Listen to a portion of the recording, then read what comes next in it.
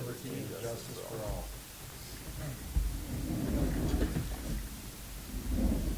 All right, well, good morning, everybody. On behalf of Commissioner Candelaria, Commissioner Tail, Shack Powers, our county administrator, John Baxter, our county attorney, and Kim Purcell, the clerk and recorder, we welcome you here today. The first thing on our agenda is the minutes of the past week. Commissioners, any recommendations?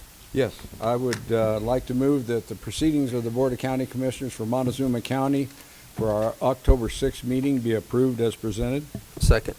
Motion second to approve the minutes for Montezuma County Commissioners meeting on October 6, 2020. All those in favor? Aye. Aye. Then we got planning on the agenda next. We have Got some signatures. Is that a signature for all of us or just for the chair? Just for Commissioner Sukla. Just for the chair. Well, you get to go down all by yourself. Yeah, he gets to waltz down there like he's the king for a day. as long as my wife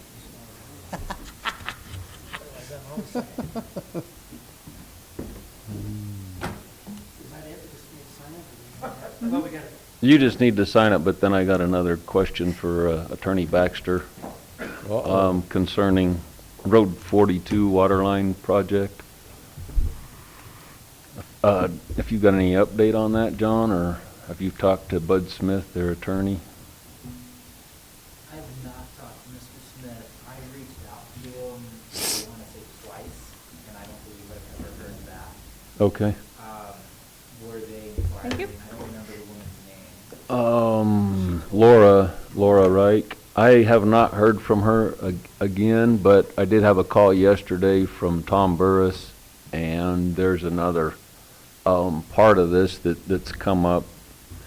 The property owner furthest to the north, he is looking to convey an acre of his property for their water tank. Mm-hmm. And so what they're going to be looking for is if they can bypass the whole subdivision application process to convey that 1 acre out of his property to the water district. Or I guess that would be through a variance. I'm not sure how, or if that would be an exemption possibly, to not do the subdivision process per Colorado Revised Statute. I don't know if we can get away with an exemption. I'll look to see if you prefer to handle it that way. That Otherwise, would be the best. It's just 1 acre out of the guy's, whatever he's got, 100 and some acres there, and their intention is to build the water tank on that site and convey that 1 acre to ownership by the district, which will in turn become Mancus Rural Water once the whole project's paid for and in place. that makes sense. I mean, if we can't do an exemption, we do a variance. So I'll make sure we can do an exemption. Okay. If that's going to obviate the need to talk to Bud Smith, I mean, the last time I spoke with Laura, I think it was by phone, but it might have been, I think she followed up with an email, if I'm not mistaken, to her attorney that said, hey, give Mr. Baxter the draft to review, edit, whatever. And Right. again, we never Nothing. got anything. Okay. And so I felt like we left it in their court to get it to us and Okay. haven't heard back. All right. Very But good. maybe we're not going to need to go that route, is what it sounds like. I don't know. I don't know what, I mean, I'm not sure what's all involved in our blessing for them to set up their district. We do need a resolution, and that's what they. Oh, okay. That's what they were. That's going the to- draft that he's supposed to send you. Yes. Okay. Yes. I might touch base with her then just to follow up that Okay. you haven't seen that and to get that moving. I assume she knows that, but yeah, do follow Right. up with her. And but give me a time when we need to. When do we want to do this exemption versus variance? I don't know that it's a big hurry. He just first reached out. I mean, obviously they're still in the planning stage, Okay. design stage. So in the next couple weeks. Okay. All right. Anything else? Nope, that's all I got. Yeah. We cleaned out our schedule That's the pretty. shortest time we've seen you in the last 6 months. I like it. Looked busy last week. That's I'll right, tell it's you been what, busy. You guys been cranking it out, man. You've been cranking it out. Good. All right, thank you. Glad you have a short day. That's right. Thanks, guys. Public comment, if anybody'd like to comment. Come on up to the podium. All right, seeing none, go to IT with Jim McLean. No, good thing you were here. Yeah, glad we didn't have to go hunt him down, huh? Yeah.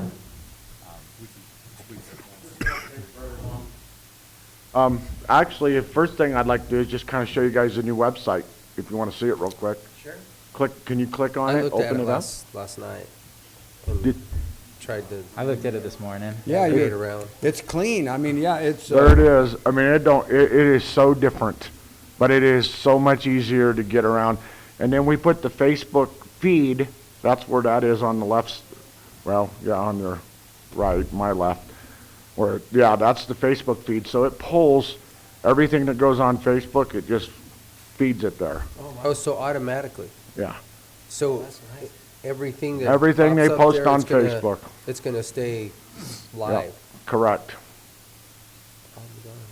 Yeah, that's nice. So I like it. I think it looks good. I think it looks so much better than the old one. Oh, yeah, it definitely. Well, it just things just go, and you don't, you're not searching for where you want to go next. I mean. And then on the other side, your left, where it says news, as we add stuff to different things, like say, let's just use the planning, because they're the ones that have been busy. If we add something to their page, it'll automatically show up there too. So that takes the newest stuff and then moves it down, so. Good stuff. Jim, did you see that email that I sent you from the Secretary of State's cybersecurity? Yes. Thank you. So we are actually at 10 o'clock, right here, and we're going to have a Zoom meeting with Secretary Purdue of the Department of Agriculture over the broadband. So I don't know if you, I would like to be here, Good for yeah, you to that's be what I there, was, yeah. absolutely. They said there's a lot of money out there for broadband. Yeah, well, and that discussion kind of came up again about possibly revisiting the whole broadband plan that we drew up originally. Because we don't have to go through all that again. The hard part's done. We already know what it's gonna take. Yep. Just a question of how do we get there? well, this is some Yeah. grant funding for Montezuma, San Miguel, and Correct. Dolores County. Yes, and they're also doing it, Dolores County and Monticello. I mean, there's some other stuff going on there too. The whole idea is to tie it all together. I got that email yesterday. So I think we should revisit it. It costs us nothing but our time to revisit it and at least see what's out there. Because I think it's a good opportunity to set up a private-public partnership again and look at that idea. I've reached out to a couple places and they're interested in revisiting it. So we don't have. I think that's always been the hurdle, Jim, is the money involved in trying to do it in these rural areas, and the cost per mile or per whatever has just been so exorbitant, nobody's been able to manage it. Yeah, and it's all changed too because of the whole COVID and Sure. remote working and everything else. President Trump's administration has come back and said, we need to put some more money out there to build out some of these areas, kind of like Obama did when he started that thing. And I think we need to jump on that while we can, because somebody else is going to get it. Yeah, the influx of people is beginning to Yes. show. Yeah. So the last time I was in here, we talked about the generator, and it took a little bit to get it all tied together. Jerry came down last week, and we spent a couple hours going through the whole process, what it would take. Actually, it's less than I thought it was going to be. It's not a huge, it's a 22 kW, but he says it doesn't need to be any bigger. That's a big enough one to add even a few more things from this building to it. if we wanted to. What this is going to do is going to cover the server room, which is obviously the most critical as far as having that power flush. the switch rooms, the stuff in the basement, and pretty much that's about it. Because if we lose power for that long a period, most people are gonna go home anyway. And then they can remote work. Because we're gonna lose heat and air conditioning and, so this would be that includes everything except the propane tank. And we decided to look at propane because it's sustainable, right? No matter what happened. We don't have natural gas to this building, surprisingly. Oh, we don't. No, I'll be darned. I We do would've not? thought. nope, no natural gas. Are there natural gas lines available to this? Is there Well, any, yes, but it would be costly. gonna cost a tap Where- fee and where you is get it to at? build it? and- On the other side, In behind Raleigh? us, Oh, in First Street? I'll be darned. That's so surprising. then he says, well, what do you want? And I said, I know I don't want diesel. Because if you do diesel, then you have to change it out. You have to go through all that all the time. It has to be, and we already know, no offense to anybody, but it doesn't get done at the sheriff's office. That diesel fuel sits in there and gets stale. Yep. It doesn't get cleaned out, doesn't get cycled out. If you go to propane, it's clean. It can sit in there for 50 years. Long time. And it just won't matter. And I looked at it out there, and we can put a vertical tank up instead of a horizontal, but put a vertical tank, less footprint. We already have the spot for it out here. It's pretty straightforward. I think the tanks, and I haven't called Fraley's, but I think you just lease the tanks, or you used to anyway. I don't know if they Yeah. still do it that way. Charge $1 a year or something like that. And we know the cost of propane right now is somewhere around, I think the last time I bought propane from Fraley's, it was like $1.05, and I know it goes up in the winter, but Well, before I went to solar on my cabin, I had gas generators, and every 6 months I'd fight them for a day to get them started, and then I went to a propane generator, and you can go up there and 20 below zero. Fire fires right up. Yeah, propane or natural gas are, I would agree, are better, but if we're running, so I didn't realize that we didn't have natural gas to this building. So we're running everything on electricity for all of our heat pumps, everything that we do? yes, sir. That's So- the efficiency of the heat pumps, they were supposed to make us more energy efficient. And they probably Yeah, are. they probably However, are, but, the No, I agree. energy of electricity is going up Yeah. every year, and it will go up. Another, So I think another reason long for range, solar. we should really look at bringing that natural gas line to this building instead of just kicking it down the road right now, because I thought it was here. well, I can reach out to Atmos and we I can would find out what it definitely would reach take. out to Atmos and find out what it costs to get it here and to change everything over to natural gas. The only thing Because about it's doing by a far generator, more- the only thing about doing a generator on propane is it's completely sustainable. Even natural gas is not sustainable. And I'm not discounting that. You brought up two different things. Now I'm talking about two different things. One is getting natural gas to this building, and two, I'm fine with it being on propane. But- Okay, I'll holler at Atmos and find out what it would take. And then my next question is a 22 kW generator is actually pretty small. Yeah, That will actually run that's what he everything said. that you He need. came through and did an amp test and our load test on everything and said yes. What's the cost difference between a 22 and a 35 or a 50? You'd be talking, I think he told me it was like close to 27,000, somewhere in that vicinity.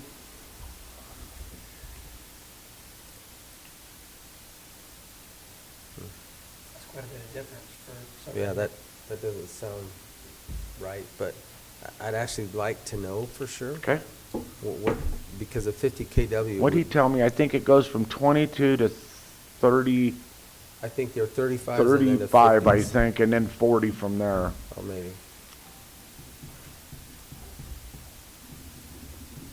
You want me to get a 30 and also maybe a 40, just so you've I got would some just like to see comparison? the difference in it. Okay. Because if you can add other circuits that are gonna make it, Okay.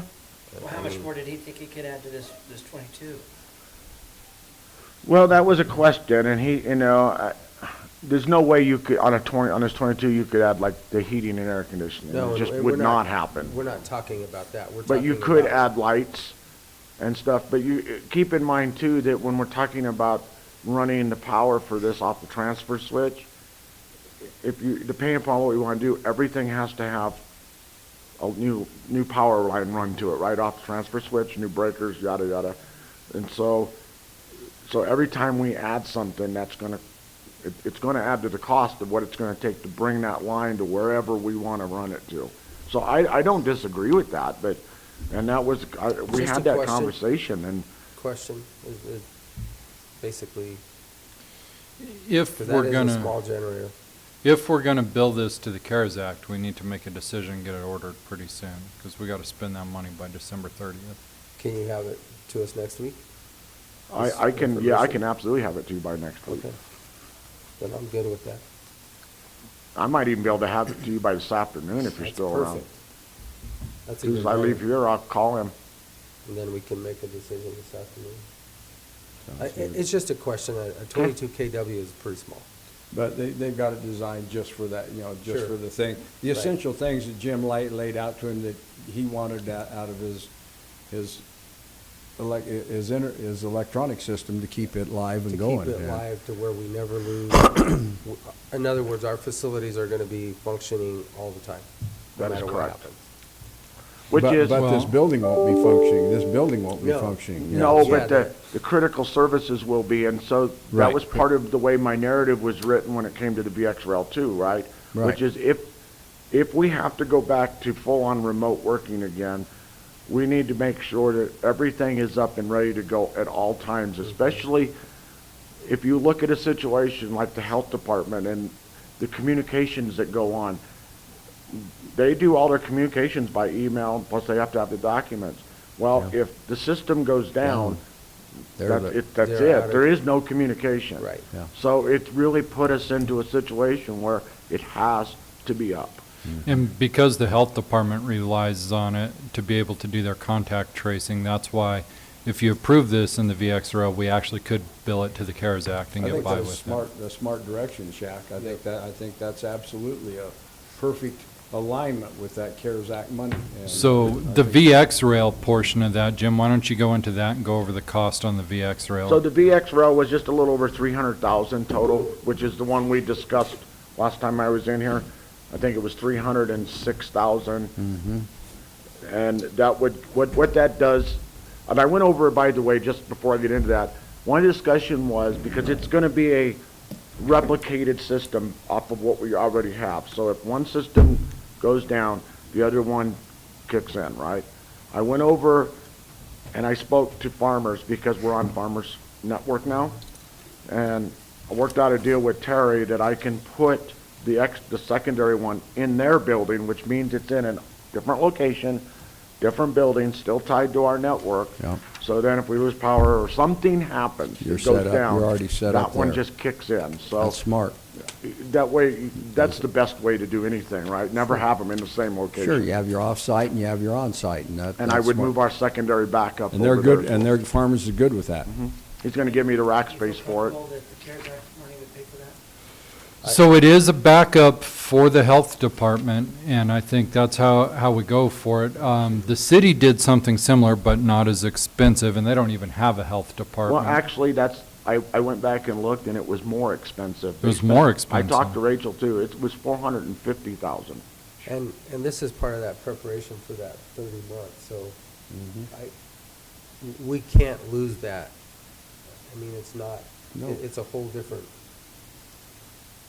Whole way of different kettle of thinking that. fish, yeah, a whole different bucket of So money. I would So- say move forward. I think with so, it. Jim, I think so, and I think Shaq's right on. I think we can verify and justify this without any problem. Okay. I mean, So, Jim, with the VX rail, if they're all good with it, get it ordered today, Yeah, and then get code it to COVID when you turn it into. I will do that. yeah.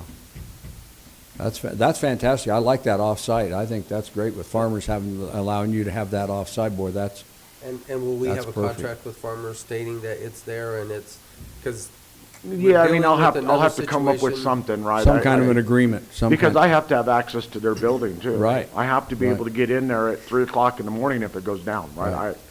But they know that, so we will get that in Yeah, writing, and I get will that get in that. some kind of a written agreement and have John look at it Please. and make sure Obviously. we're Where is the building?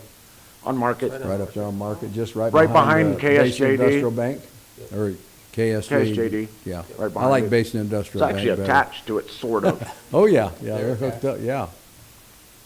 And Used to they've be got Malinsky's law office. They got all the If you power can- in there, they got all the air conditioning, all the DC power, everything is good over there, Get so. back to us with just the difference in cost of those I will, generators, then. and I will we try could to get it to probably you before you leave today.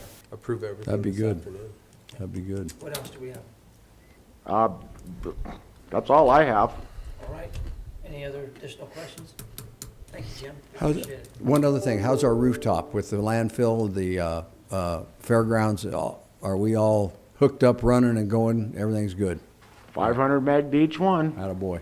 Okay, working like a champ, good. which is another reason why we have to keep this roof one up, so it didn't happen like it happened last time. We get a Sure. power flush and then Yeah, takes the exactly. whole mess down. All right, well, All right. maybe you'll be able to get that information for us by this I afternoon. will, I'm gonna go out right now and call him, Okay. and I'll be back in here at 10. Thanks, Jim. Come on. Perfect, man. Good Thank job. you. Good job, man. Thank you. We'll go to Shane Higman, the Leave that on. county vehicle maintenance. Leave that microphone on, bud. And the TV series is still going, we film on Monday, just so you know. Oh, you're- yeah, his band, he's gonna be a star. He's gonna be a movie star. Yeah, band on the They run. wrote a country song for this TV series they're filming, and we're the band that's recording it live on film, and then it's the theme song. What is it, what kind of a TV show is it? It's called Bad Water. Band I on the run. honestly don't know a whole lot about it yet, but I'll find out a lot more He's on gonna, Monday. be leaving the county. He's They're gonna gonna sit down put careers me about in the it. movies. Not even close. They're gonna make a big star Eddie Van out of Halen's me. gone. They're looking for a replacement, baby. Here he comes. Yeah, I doubt that, Call you Eddie Jr. but it'll be fun. Oh, yeah. And it's good for our area. Yeah, good luck with They're that. I bringing hope- in a bunch of people flying in for this, Good, good. so who knows? Play well, man. We're ready. Good morning, Shane. Morning, Shane. Good morning. They're not putting me on TV anytime soon. They're not gonna make you a movie star? Well, you're on TV right now. Yeah, you're a star right now, bud. Provide the cars. Nice, nice. How many are they gonna crash? Or is they the movies or the sheriff's department? Let's move forward. What do you got? I don't have a whole lot. I did receive the new Escape that we ordered. It was only probably a month and a half or so ago. Nice. That one came pretty fast, so. Ford got them right to you, huh? Yeah, Good. we just received it on Thursday, so we'll get it all outfitted with the emblems and the unit numbers and get it in our system and then get it over to the health department here Good. this week sometime. All the sheriff's pickups are here that we ordered. They've been outfitted now. I think he said he was waiting on one piece and they should be hitting the road within the next week or so here. So we'll be seeing some new sheriff's units here on the road How in the many next is week. What's that? How many units? Three of There them. was got three. Three of them. Yeah. So let me ask you a question on the sheriff's unit. As I was watching the Dolores trustee meeting last night, do they buy that vehicle for him over there, right? Or do we buy it and they reimburse us? So I think how that works is they buy the unit in the sheriff's department, for the sheriff's department, one unit for Dolores. Okay. And then that unit is their unit whenever they retire it, it goes back If they to want to them. retire it and take an SSV unit and put it into their fleet somewhere, Yeah, they it's can. their- But I've talked to Steve a little bit about when it's that time, to try to talk to them about possibly buying that unit from the town of Dolores, because it's all set up as an SSV unit Sure, already. The that- lights are on it, Yeah. you don't have all the Instead crazy of costs of, Taking it apart. and it only has 60,000 miles on it, so Oh my it'd be a God. good one to just tie back into our sheriff's. What have we done in the past? Because I remember our agreement with the town is they're supposed to buy us a vehicle for the sheriff's department once every so many years. I can't remember, 3 years, 5 years, something like that. I think so. I don't know that we put in there what happens to it. when- I don't know anything about that part.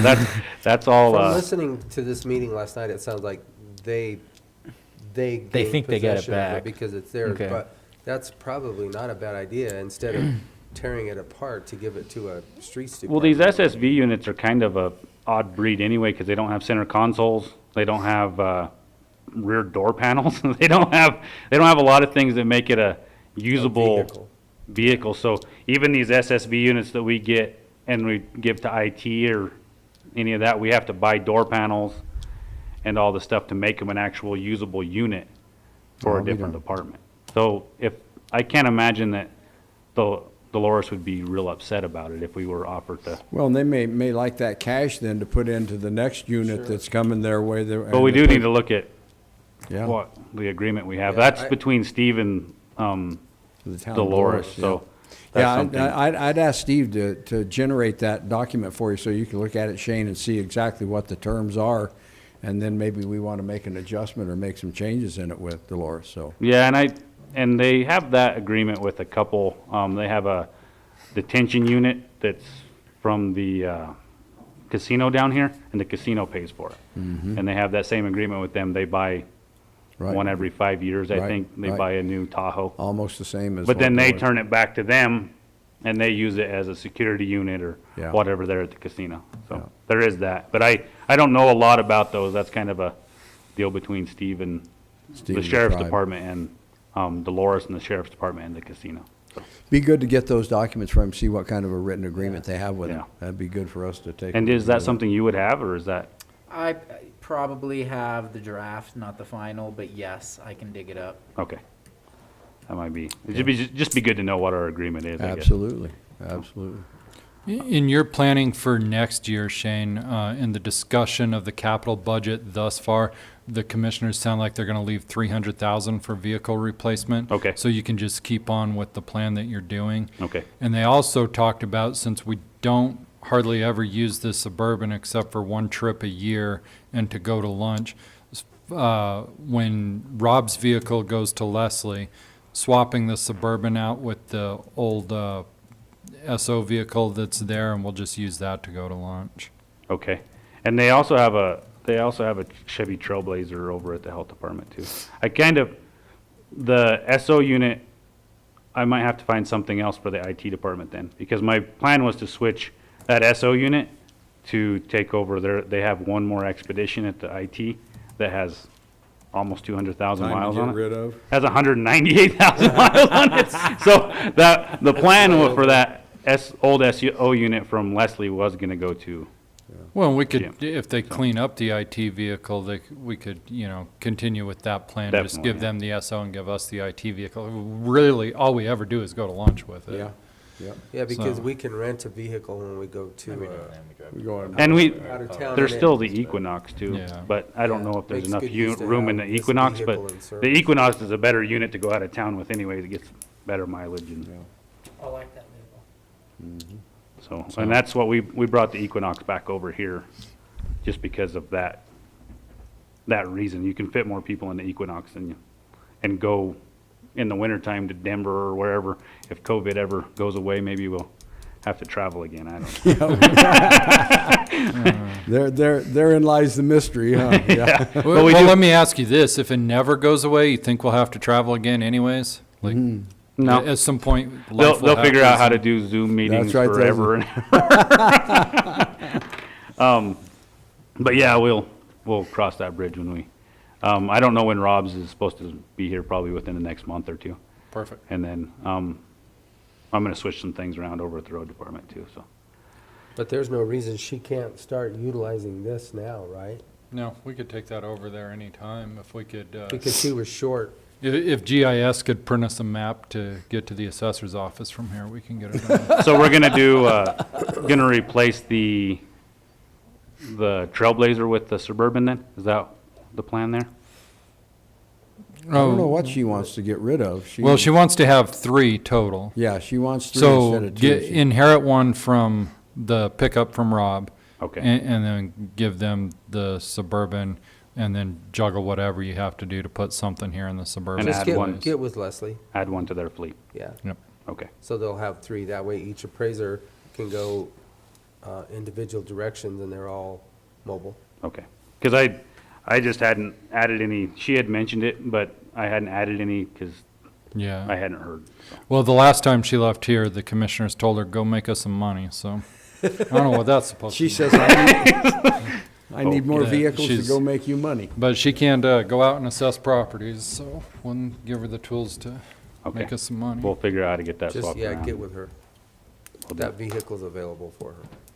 You guys figure it out from there. Yeah, What else do you have? We auctioned 5 units at the farm auction. 1 from maintenance, 1 from the health department, an old unit from IT, and 2 from the sheriff's department. So we're down 5 units. We still have quite a few more to auction this year, but we haven't, with all this COVID, we haven't got all the new units to replace them, so there will still have some come up in the next couple months to auction out of here. How'd you do on them? The auction pretty I good? think there was 5 units total, and we ended up with a check of right around 13,000. 13,000. And the same with the road department. We auctioned some old dump trucks and things, and it was right around that 12,500 to 13,000 that we got back on those old units for the road department. So. But other than that, that's all I got, and I hope we get that Dodge within the next month or 2 here. He did promise it to me by the end of the year, so even if it lands in December, and then we'll shuffle some more things around. All right, But Okay. thank you. Thank you. Thanks, Shane. Go to GIS with Rachel Medina. Good morning, Rachel. Good Good morning. morning. Good morning. So I'll keep this short since it's just me. First, Shaq, can you bring up the chart? Yeah. This is just kind of digging down deeper into the data that we brought up last time you guys were talking about the land use code. So this just highlights how many vacant lots there are within city limits and within 3 miles of the city of Cortez. So this is just Cortez So I got a specifically. question for you. How many of them for sale? Not many. So this is just raw data of how many don't have a resident on it yet. And this is broken down by acreage. So you can see the blue is city, and then the orange is out in the county. So the smaller vacant lots are within city limits, and then the bigger ones are more out in the county. So that's just, you guys can take a look at that and use how you want. And then, Shaq, do you see a map in there? It's a big file. Is it in Dropbox or G? Yeah, and it's the that's very fine. similar name. So I guess what I'm getting at is, even though we have these, if not very many of them for sale, there might be the possibility that they wouldn't be for sale. They're probably not for sale. I've got some information here too from the realtors. These may be available, but it doesn't mean that they're for sale, which, just like we were saying the other day, the less inventory you have, the higher the price is going to rise. So if you have more inventory, it'll keep the market at a more level state. Right. So And just because these are vacant lots, it does say that we can because this just is within the 3 miles of Cortez. Yeah. So this is just looking at like accommodation. So then the map, the yellow are all of these parcels that I looked at. So this is just to highlight where development is versus what's vacant, and kind of, looking at that geographically. So is that first blue line? So the first blue line is 1 mile, and then the And green 2, one is 3 miles, and then red is 3. and then there's a red one. I could zoom out to 5 miles if you want to get that far. Green is 3. Green is, I got you. And red is 5. So some of the maps that the GIS department has made before for like Mancus, when they were looking at stuff like this, we can do a zoning map, flood zones, to show like around the area of the city, the geology, the land use, land cover, potable water service areas, the topography, like the terrain, and wildfire risk. So Rachel, could you overlay potable water and broadband and see where those two overlay at? Yes. So, we can make multiple maps so you can look at certain areas and see what's available there or what the constraints are. So these are just a lot of the maps that we can make to help understand the land around. To understand where the growth potentially could take place. And what that means. Tell me what road that is 491, I'm trying to figure out where 3 miles is on 491 going towards Duff Creek. Is that where that, The 3 mile, okay, so let me, do we would have? that be Road M that's right there close to the edge? Yeah, because the purple is city limits, so that would be L at the top of it, where that it reaches, and then M, and then N, and then P? Would be Yeah, I think P is the most northern part within 3 miles. And then, so you're saying, is that Road L or is that Road M where the green goes off over 491? Over 491. Is That, it- I guess Looks my like N. question is it John Deere That's still in N. that in the 3 mile? yes, yeah, So that's Road N. N, yeah. Okay, yeah. so that means John Deere and Rain for Rent and all that's in the 3 mile. Yeah, exactly. Just- And then you yeah, can just see barely. part of Phil's World is in that 3 mile on the eastern side. County, all the county property and county buildings are too. Okay. And so these are in Dropbox, so, and I can print this out if you guys want time with this map, and I can make more. And could you just email it to all of them so they have it too? Yeah, and that's what's nice is then you can zoom in and get the detail. Okay. So, okay. Good map. And then the other topic really is, the census is finally wrapping up, and so the count for the Ute Mountain Ute tribe is at 100%, and then our county is at 97.85. So that's, That's pretty damn good. yeah, so that's like self-response and the follow-up, Yeah. So we did have a lot of census workers calling our office to verify addresses, because unfortunately, the census did not accept our address changes, so that was kind of an issue, but we'll deal with that again in 10 years, so. But hopefully this will help also with the larger mapping companies getting our area more accurately. So, because I know Google Maps is a big issue for rural communities like ours, so. How come do you think that the census didn't accept our changes? Is there a time frame or something that? Yeah, well, we submitted it the right way. We did it within the time frame, and I don't know, they're using kind of outdated programs. I think this was the first year they didn't send you like maps and crayons to basically draw where your boundaries are, so. I don't know if it's, and there's just so many levels to the census, it's hard to reach who you need to. So, But we're doing pretty dang good. If we're getting Yeah. 98%, that's as good as they're ever gonna get here, I'll bet you. definitely. That's as good Yeah, as so they'll I get. think those will be good numbers, and Yeah, we'll see that, yeah. so. When Any will we know questions how for many me? people we have? Yeah, hopefully next year, the beginning of next year, they'll have the data out, and we can see how our population has grown. Because I thought it's, we could compare voting ballots with, so if we get one. yeah. See Yeah. how those line up, yeah. Yeah, so, any other questions for me, or? Where's No, Doug? very well done. Yeah. Doug is in Salt Lake City. So, yeah, he's taken his daughter to, I think it was like a camp, basically, or some kind of program for a week and a half.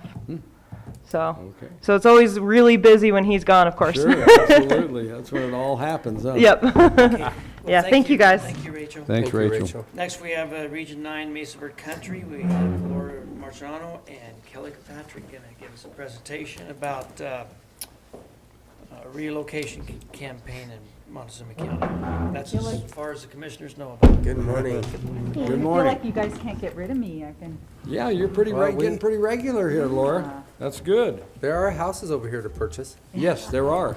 and they're less than in La Plata County. apparently a lot of vacant lots. at the And time. you could build, you that's- could build very easily, yeah, very easily. That's actually, those are vacant lots, not necessarily for sale. Oh, right, I heard So that. remember that. Okay, I understand.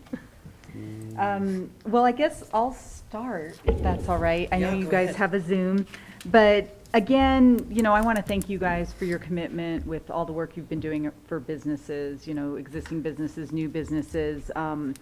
the disaster assistance funding that Montezuma County provided that we were able to forgive because of CARES. And then the CARES funding is out, and the first deadline is tomorrow at the end of day, the 15th.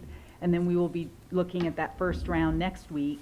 And we already have 14 applications.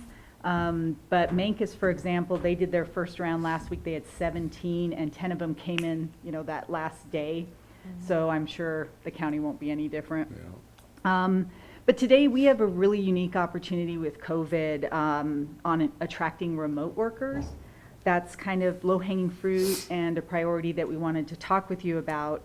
You've probably seen, I know I've sent Shaq, there's several articles that talk about how because workers can be more flexible, they're leaving the big cities, and they're going more rural. Urban flight is what they're calling Yes. it. And that's what I hear on every meeting in the last 2 weeks. And it's real. Yeah, a lot, It's especially happening. New York, Seattle. They're coming to Denver is actually one of the metropolitan, destinations still. They're leaving California. We all can kind of see that.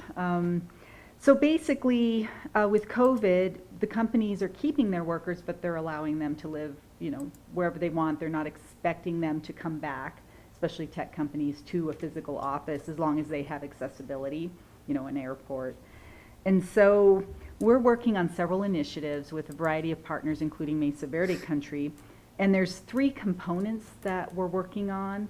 One is upskilling the workforce. So in a nutshell, we're working with the COG to try to upskill, our service workers to get remote certification so they can be remote workers but stay here and make more money, so they can take advantage of this growing remote workforce. And that's in the early stages. We're trying to figure out how we want to do that. We're looking at the University of Utah. They have a certification program that we've looked into, and we have an education group that's meeting to try to figure out how we can kind of jump on that bandwagon. Fort Lewis College, the adult ed centers that have kind of basic level skills for their, folks, and then trying to upskill those. You might want to contact that Unlimited Learning Yes. because I'll tell you what, they have done that through the Southeast Utah University, and so they are really, I think, set up to maybe really fall into something like this. They've got more technical stuff. I mean, they're way technically advanced down there, so I would have a visit with them about that. Definitely. I think they would jump on board with that in a heartbeat. Thank you. And that's in the early stages of identifying partners, but that's Exactly. one area we're working Exactly. on. Good.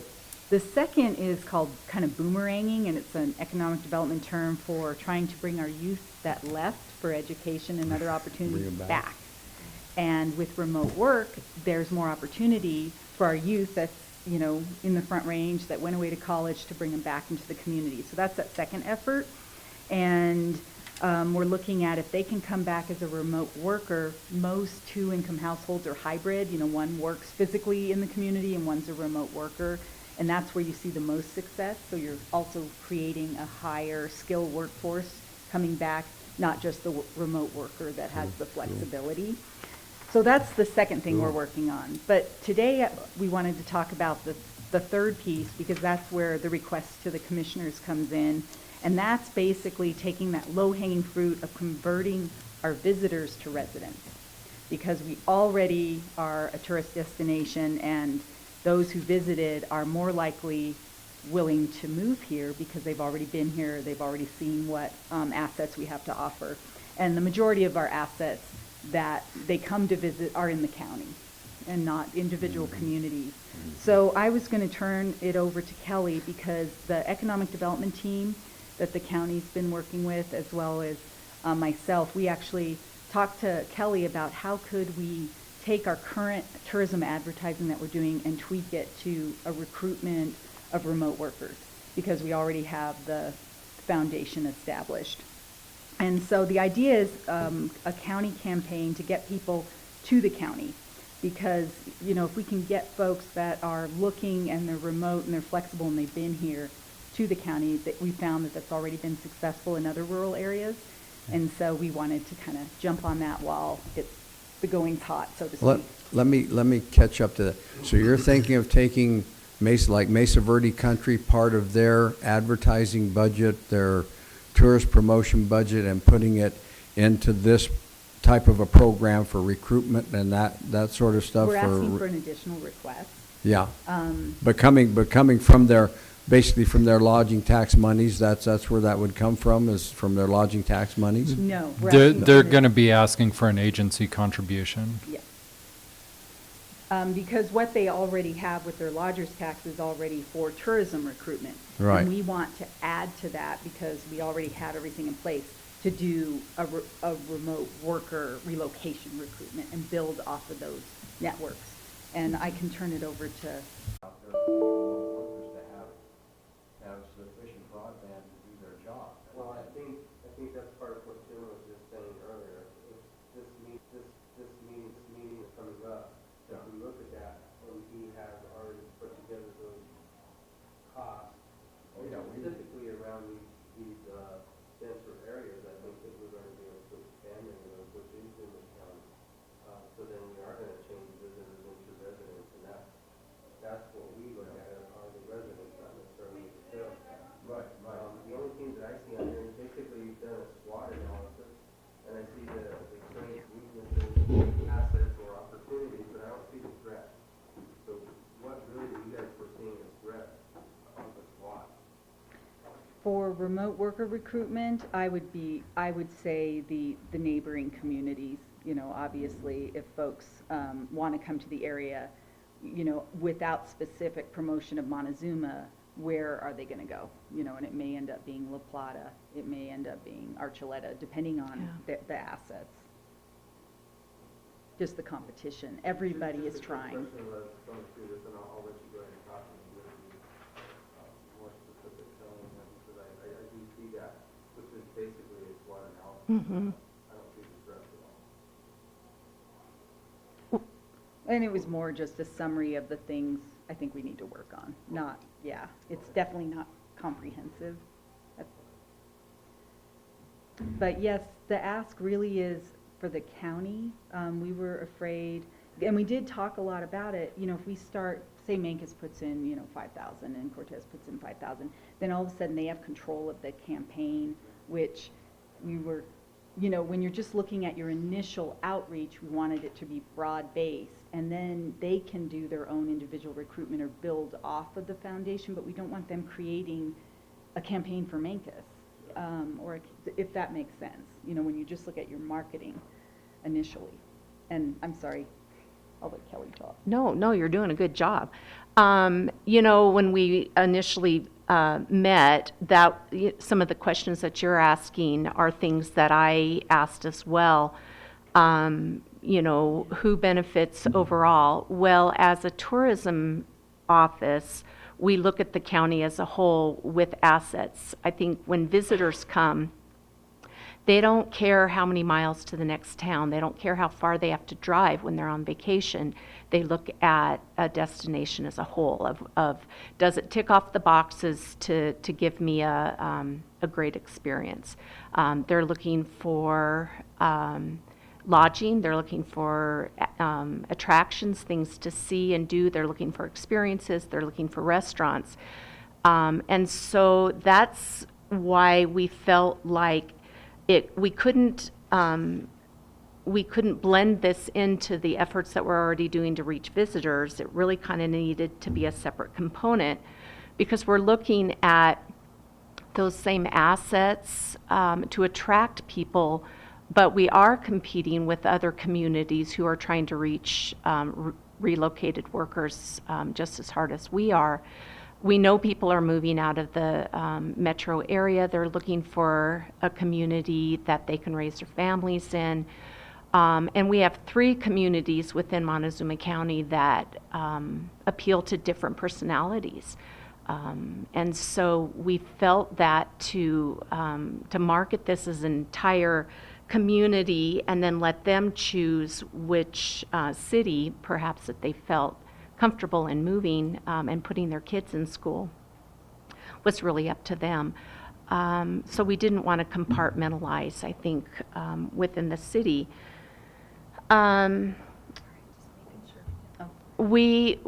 we already have the infrastructure with the relationships for vendors. Honestly, it's just really a different target. We would, in the first year, of course, there's a lot of work that goes into that. We do research. We would create the content, the inspirational messaging to reach people. We would promote our strengths. I think when you're in marketing, you want to promote the reasons why you should move here, not necessarily why the community next door is better. But that would really, all that work would take place in the first year to figure out which states to target. We already reach a couple of key states in our tourism efforts. Since we have a relationship with some of those visitors, people that have already come to Montezuma County, we'd probably start there first, reach people who have already visited here. We could even do some incentives such as reaching out with a community tour. Folks that are coming home to visit family at the holidays, we could target them with community tours, maybe subsidized visits. We definitely would put together a relocation guide because when people are looking for places to move, they do a lot of research. So we definitely need to put a comprehensive relocation guide together. And then we would just reach them the way we reach visitation tourists. We'd reach them with banner ads and inspiring content, and we would link to the county website, the city's websites, and sure. These three different people that you're trying to attract, I'm trying to figure out why the visitors would be first and not the children that have left. Oh, this is, the other components are already starting to happen. The only thing we really need funding for is the visitor component, because, and I kind of started talking with Kelly, because they do tourism, Region 9's not going to even take that on. I can't do a good job. So we're working on the boomerangs stuff separately, and we're going to look at other funding pieces. We will not come to the county for any funding for the Part 1 or Part 2, or you know, Yeah. those different campaigns. This is the only one where we need some help, because for us to do that, we can leverage those other, you know, the boomeranging and the upscaling, but the low-hanging fruit is really the visitors and trying to get them, you know, great place to visit, wonderful place to live, kind of switch. Phil made a good point, and when we did the plan, Jim, it was $40 million actually was what it was costing, $40 million.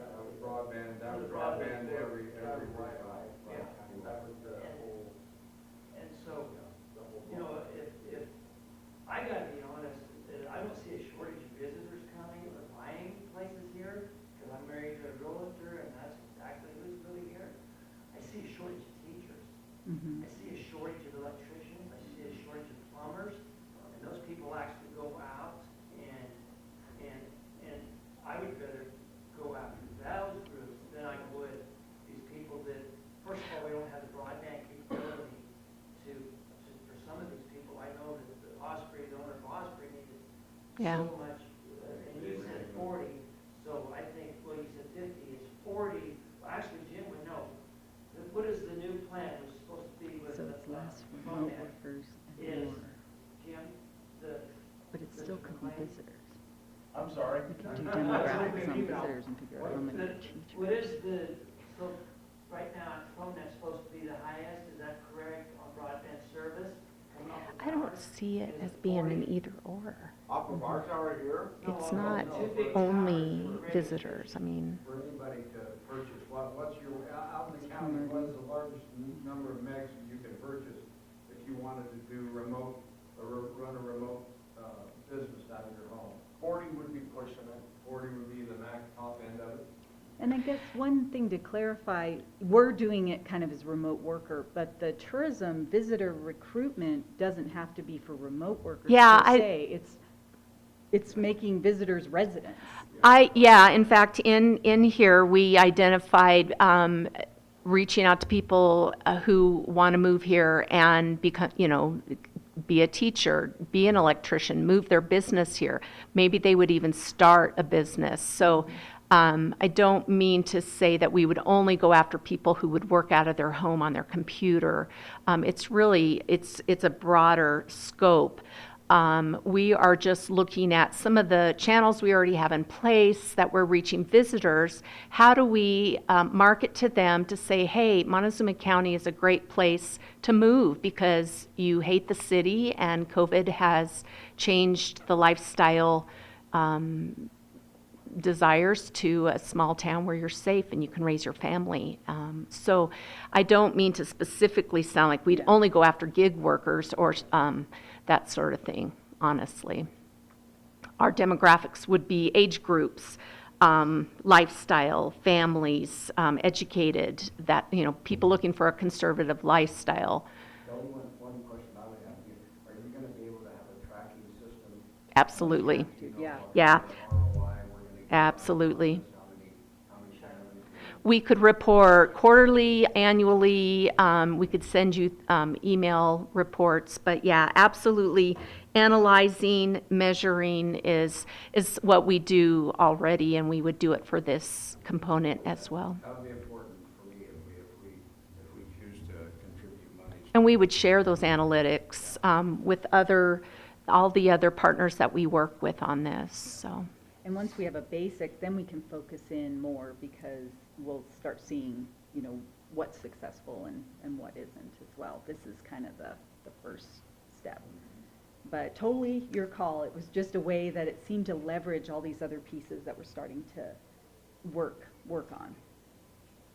So I ride a mountain bike and I'm out in the mountains and the desert a lot, and I don't feel like we have a problem getting those people to come here because I go ride with them and they're like, yeah, I'm from such and such and I like this trail system and I'm moving here because of this trail system. And the realtors, they can give you a report. Have you talked to the realtors? Because they can tell you what I'm telling you. Mm-hmm. But And it's we don't have enough Kelly. teachers. I mean, they're paying a substitute teacher with a high school diploma $75 a day. That is not so a lot of people won't even do it because they're like, well, it ain't worth it. Mm-hmm.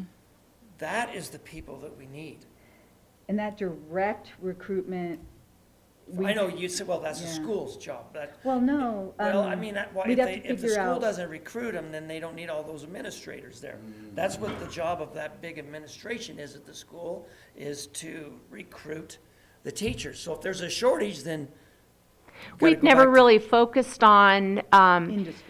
yeah, basically, we want them to come, spend a few days, and leave. That's kind of been our focus. So this is definitely a different mindset, but I think we need to, Okay. Oh, okay. Oh, that's right. the Zoom. So what we got Yeah. is at 10 o'clock, we Yeah. have got a meeting, which you guys, this is tie right in what you're talking about here. 3 counties, have you heard about it? The broadband grants for Dolores, San Miguel, and Montezuma with Secretary of Agriculture, Sonny Perdue. And it's, right now, as soon as it kicks on with we had the USDA, did I say that? Not Is US. it USDA funding? Yeah. Oh, okay. They contacted the commissioners about this meeting because it pertains to our 3 counties. And it sounds like it might be a lot of money. And then it would tie right in. Make a huge difference for those citizens that we'll talk Actually, about they're in in a minute, Elweave, have doing partner. that. So I'm Secretary of Yeah. Agriculture, Sonny Perdue, and we want to welcome No, you you can sit again. right there where you're at. Oh, Because- okay. But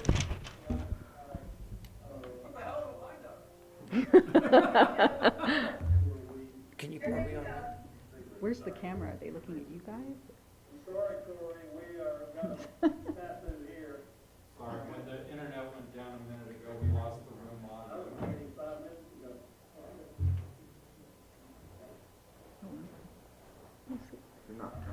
Hello, everyone. I'm Sonny Perdue, Secretary of Agriculture. Today we're going to be joined here in Southwest Colorado with Senator Cory Gardner for an exciting announcement over broadband We connectivity. lost the volume, guys. How important connectivity is, whether the kids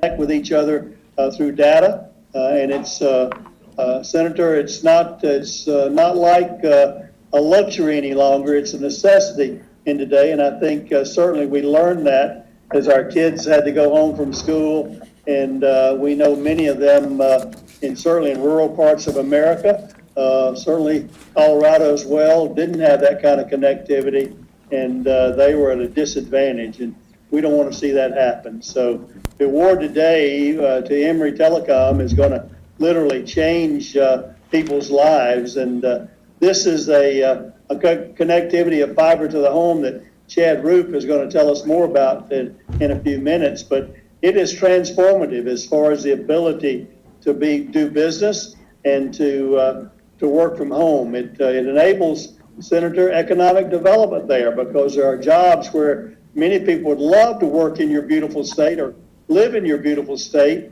and have jobs that allow them to work from home, but it also depends on the connectivity. So this is going to be an opportunity in Southwest Colorado where people can come there for the beauty of the state, but enjoy the same ability to do their jobs that if they had to live in an urban area in that way. So I'm really proud of our companies and our rural communities that have been working day in and day out very hard like they always do, certainly in production of food, fiber, fuel for America. And we need them more than ever during these kind of trying times there. So I think, again, I want to thank President Trump and his direction of connecting America. This is an example right here of there, and we have many others, Senator, in other areas. So we're happy that this one's in Colorado, and I know you are as well. And we're going to announce here in a second. Chad's going to tell us about specifically there, but $6.3 million bringing high-speed broadband connectivity in rural Colorado. I think over 1,600 people, 91 farms, 52 businesses, 3 fire stations, and Senator, this one always gets me, 2 post offices. So we're going to connect post offices with broadband there, so maybe they can get some of those letters expedited with high-speed connectivity from there.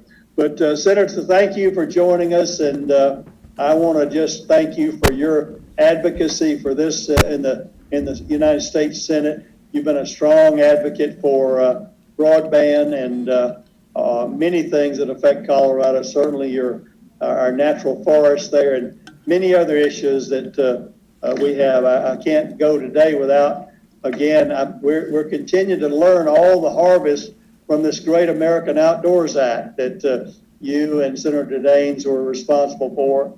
And I've met several times with our U.S. Forest Service, and they're telling me about all the things that we're going to do. Some of those things actually have to be, are really permitting with sites that would enable us to do more of this going forward. So that's one of the things we're going to do with the Great American Outdoors Act, is make this permitting more expedited in a way that more people can have these types of connectivity as well. So Senator Gardner, welcome. The floor is yours, and we're glad to have this event in Colorado.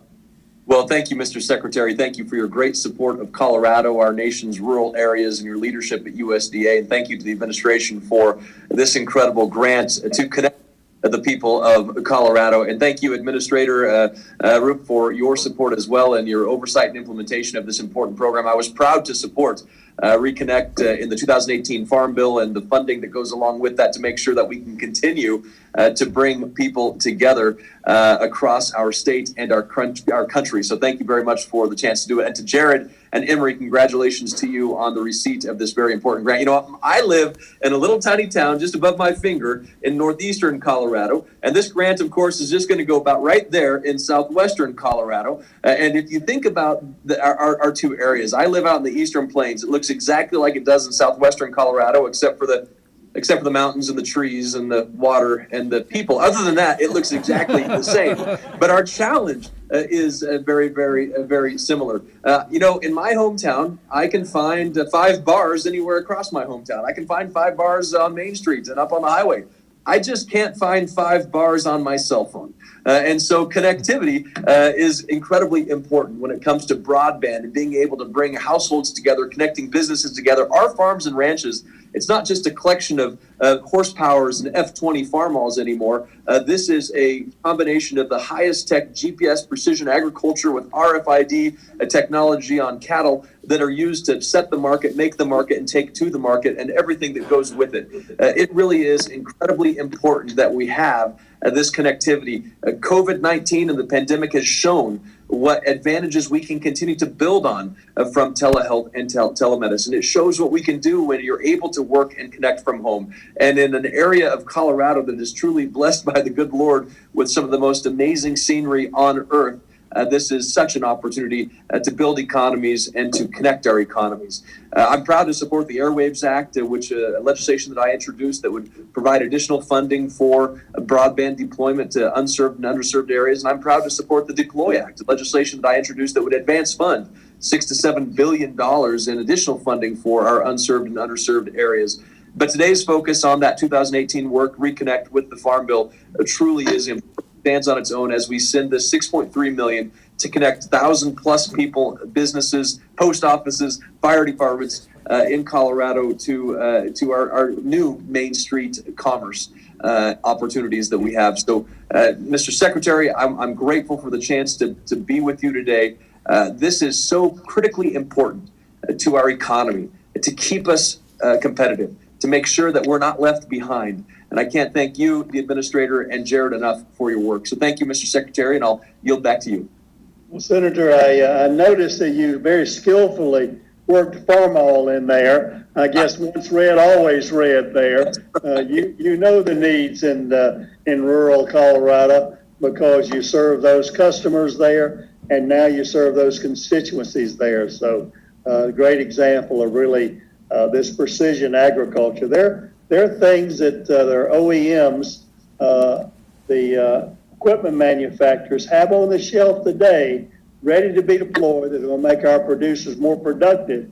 But it depends on one thing, that's the connectivity that we're talking about here today. So thank you for joining us. And now the person administrator that's kind of responsible for working with these companies, putting all this together, that really knows the details, Chad Roop, Wyoming native, and knows a little bit about some rural areas out there. So Chad, tell us about this award today.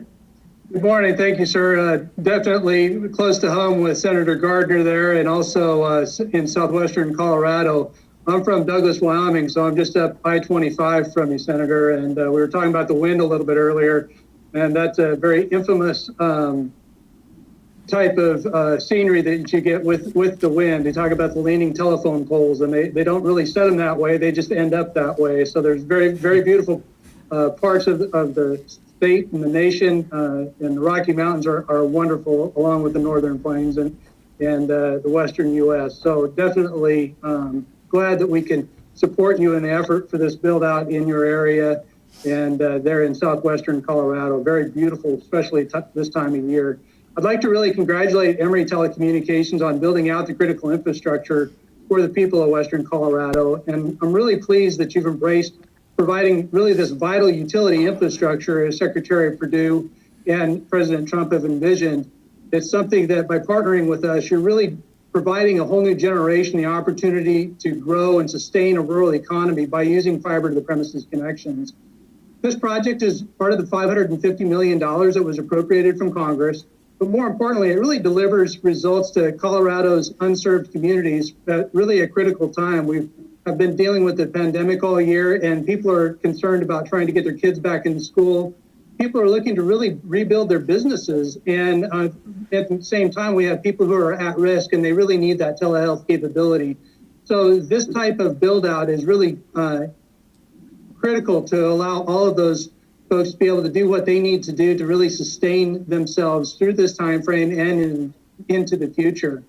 With the $6.3 million grant, they're going to lay over 155 miles of high-speed fiber broadband. And we always talk about skin in the game. The Secretary firmly believes in partners. And so by contributing $2.1 million to the project, Emory Telecom is going to connect the 1,638 people in 684 homes, 91 farms, 52 businesses, and as has been mentioned, 3 fire stations and 2 post offices. This infrastructure really lays the foundation by putting in fiber to the premises for the next 20 years. It's something that people can depend on as a utility infrastructure to really help them do that e-commerce and all of the wonderful things to feed, fuel, and clothe not just the United States, but also the world. It provides the healthcare providers, the small businesses, the utilities, and the educators, everything they need to succeed. It's something that in rural economies, having the access to this kind of technology can not make them dependent upon one industry, which is often the case in so many small towns and communities throughout the United States. It really opens up the world to them. And it's something that I'm very proud that we are able to do under the President and Secretary Perdue's leadership. It's something that is just so vital. And I would just like to congratulate you again for doing this build out. Without you doing this, our efforts would be in vain. So thank you so much for building this out for your area. Well, thank you very much. Thank you, Chad. And Jared Anderson, the Chief Operating Officer of Emory Telecom. And I know, as you indicated, this isn't your first rodeo here. So we're glad to have you back in another area, again, enhancing the opportunities for more of your customers. So Jared, your floor is yours. Thank you, Mr. Secretary. Yeah, as you mentioned, our USDA partnerships are extremely important to us. They have allowed us to expand into rural areas in Utah and Colorado that otherwise would not have fiber services. And so, again, truly appreciate the partnership. That's what we consider it. And we're doing great things. Wanted to take a moment to talk a little bit about Emory Telecom so everybody understood who we are and where we came from. Emory Telecom is actually a rural cooperative based out of central Utah, started in the 1950s by farmers when Bell would not come down and serve the area with telephone service. Obviously, since that time, we've expanded services greatly, and in Carbon and Emory counties, where we are a regulated ILEC, we have fiber to the home built out to over 99% of homes and businesses, offering gig services up and down. And we have full intentions to do that throughout the same USDA areas that we've been discussing. We employ approximately 100 people. Headquarters is actually in Orangeville, Utah, where there are about 1,200 residents. So we know the difficulties associated with building fiber in rural areas. We've gotten really good at it. We're excited for this opportunity, and we've expanded down into southeastern Utah, kind of covering the entire quarter of the state. While it's a huge footprint from a land perspective, there are very few customers in that area presenting a lot of challenges. And so we've gotten really good at deploying services in rural areas. We had recently built out fiber down through Blanding, Utah, and down into the Four Corners area in San Juan County, addressing needs on the tribes, and that put us really, really close to Dove Creek, Colorado. I believe it was about a 25-mile build that we were also awarded through USDA to get from Monticello, Utah over to Dove Creek, where we will also be connecting those customers with fiber to the home and business. This new award enables us to connect North Dolores, South Dolores, Egner, and then a 25 middle mile build over to Lewis in Montezuma County. And so we're extremely excited again about the opportunity to be able to serve the area. We look forward to it. We've built great community relationships with the local governments and the local residents, and able to obtain the grant. As you know, you need to show community support and need associated with broadband in the area. We've heard numerous times from local officials throughout that area that school at home has been a challenge. Trying to do e-learning through Zoom meetings and things like that with current limited upload speeds has been very difficult. And so not only from an education standpoint, but as you mentioned, an economic development standpoint, this will help out the area tremendously, and we're just excited to be a part of it and a partner with USDA on it. So thank you. And we know Senator Gardner's excited for his constituents there in that service area to join the modern economy with gigabit speed fiber to the home. And thank you all very much for your partnership. We do consider it a partnership. Chad mentioned the fact that we love the leverage that we've taken the appropriation, Senator Gardner, that you all have done, and we're pretty much insisting on skin in the game from our private partners here to make sure we get. Many times the capital costs, they just need a little bit of help to get over that, and they know how to run the business. So that's what it's doing. So we're delighted today to join you, Senator Gardner, Jared, you, and thank you for your participation.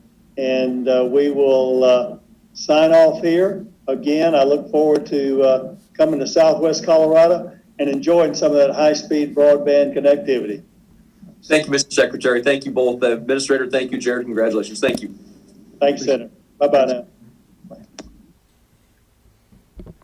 Okay, we'll go. I can actually answer a couple of questions. Yeah. I was in contact with Jared. And I actually sent him our design plan.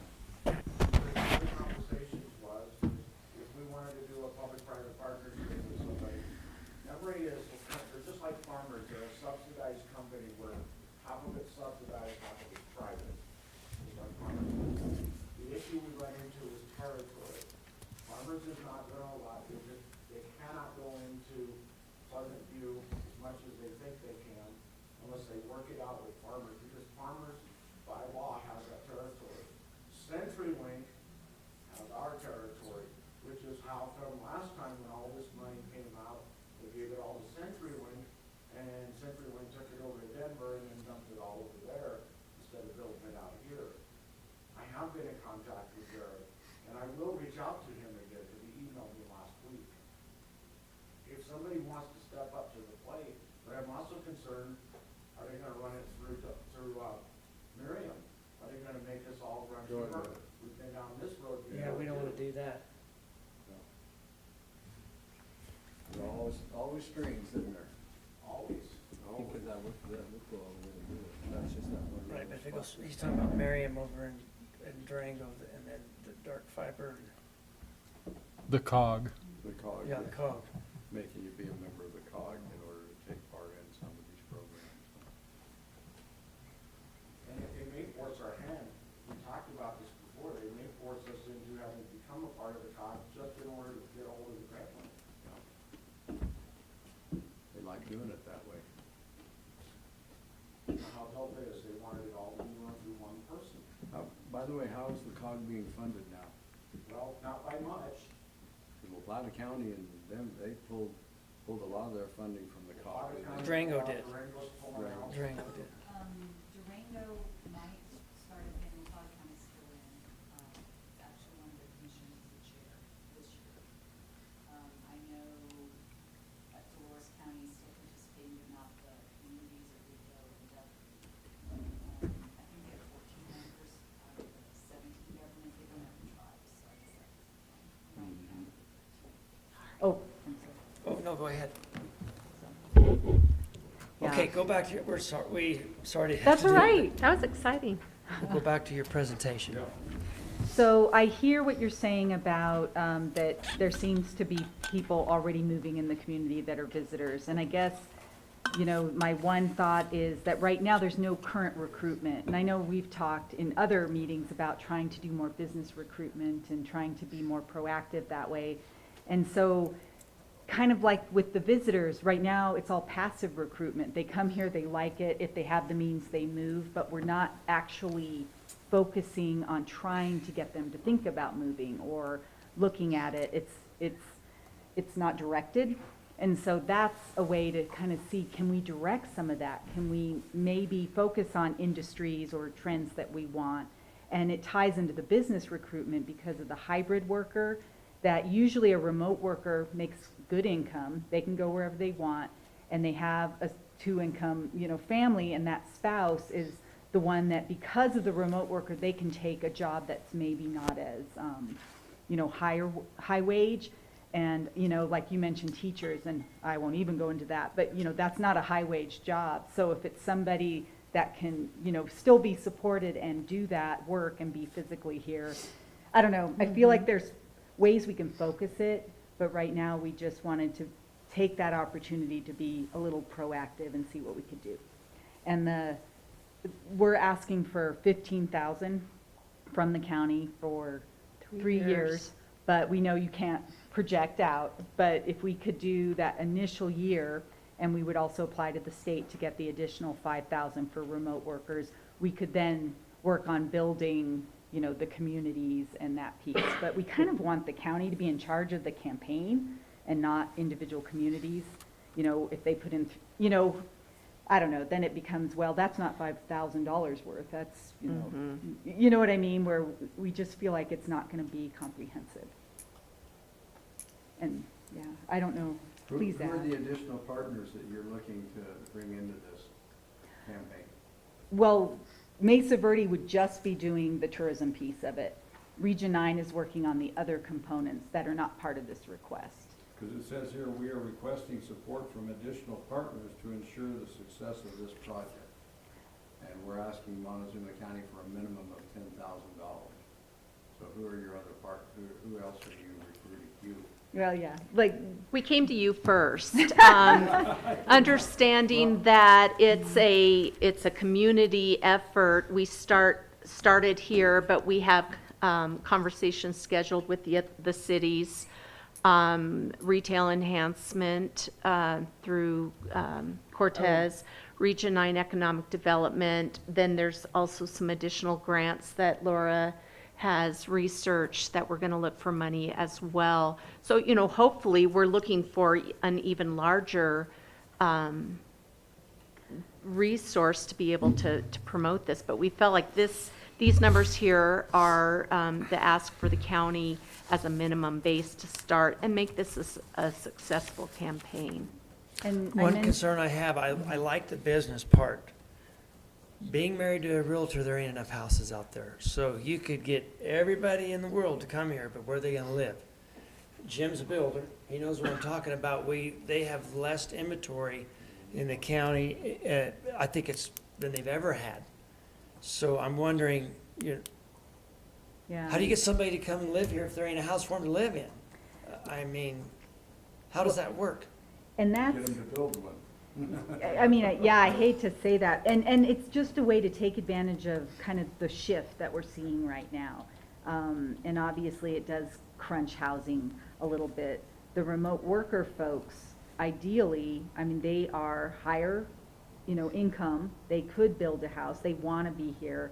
You know, I know we're working on, it's all that chicken and egg. You know, we're working on other initiatives, you know, all these different kind of players, and you know, we've been talking housing, we've been talking alternative, you know, the tiny homes. I've been talking with Mancus. They were looking at, you know, can we get in Bob Leave, who did the tiny home development in La Plata, and he's interested in doing some in Montezuma.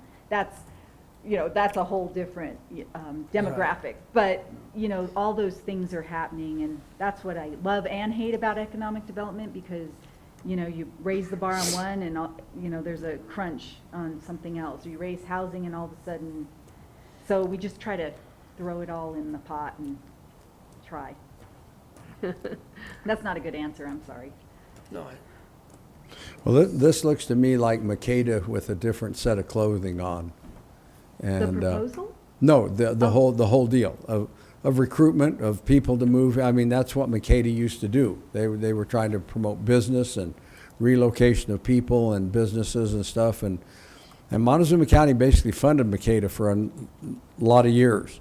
We were their major funding source, and we did not see when Kelly said, yes, you're going to be able to show me an ROI on these dollars that you're asking of us to give you.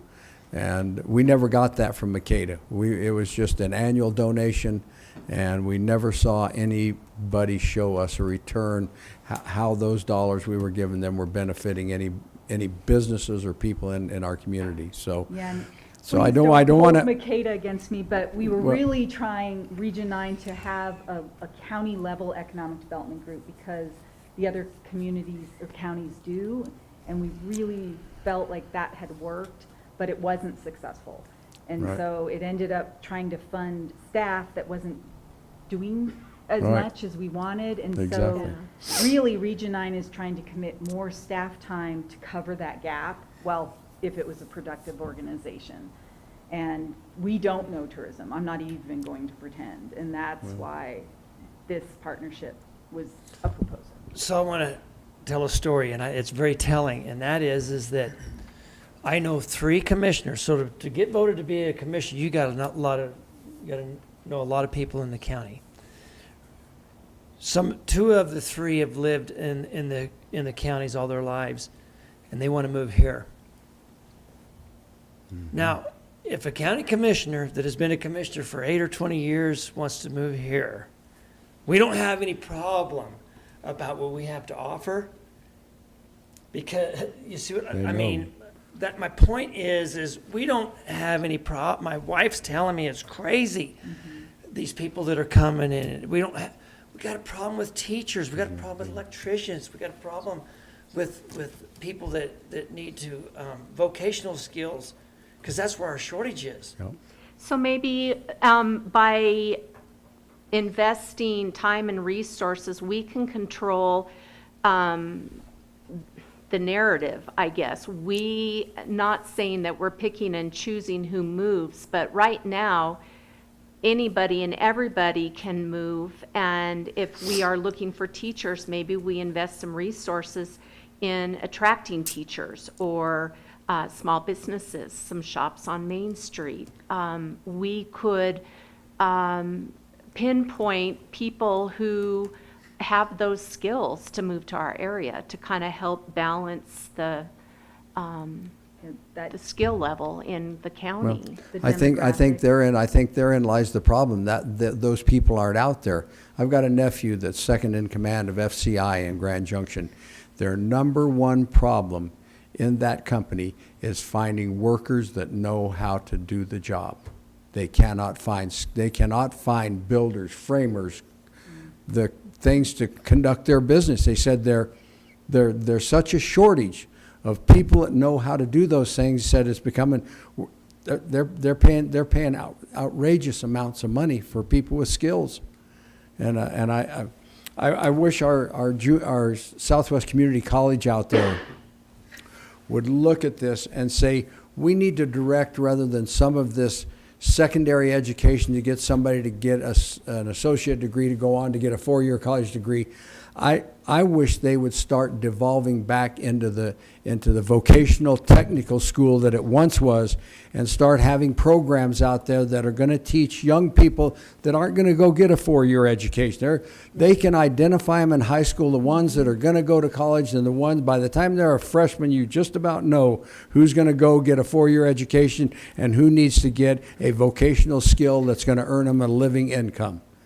And I wish that school, that college out there would recognize that and say, you know what, we're barking up the wrong tree. We need to start devolving back into a vocational educational institution, which was what was there before Pueblo Community College came here, and provide welding, carpenter trades, mechanic trades. Those are the areas, and Commissioner Sucre is exactly right. Teachers, we can't draw teachers here because we can't pay them enough. We're the lowest on the scale.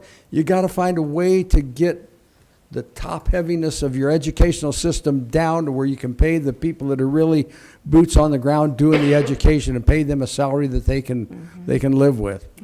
So we're looking at all this highfalutin stuff we want to do, and I'm going to tell you, it's getting down to basics. It's not getting up there in the high atmosphere. It's down to basic of carpenters, plumbers, welders, and stuff. Those people aren't available anymore because we've convinced all our children that they got to go to college. They got to get a 4-year degree. And I'm going to tell you, I had a wonderful little cartoon sent to me the other day. It's this girl talking about, I just got my social science blah blah degree and I can't pay back my college loans. And so, we need workers. We need people that can do jobs that are we've so focused on getting a 4-year college education that I'm going to tell you, I've got one hanging on my wall that is just worth a piece of paper it's printed on.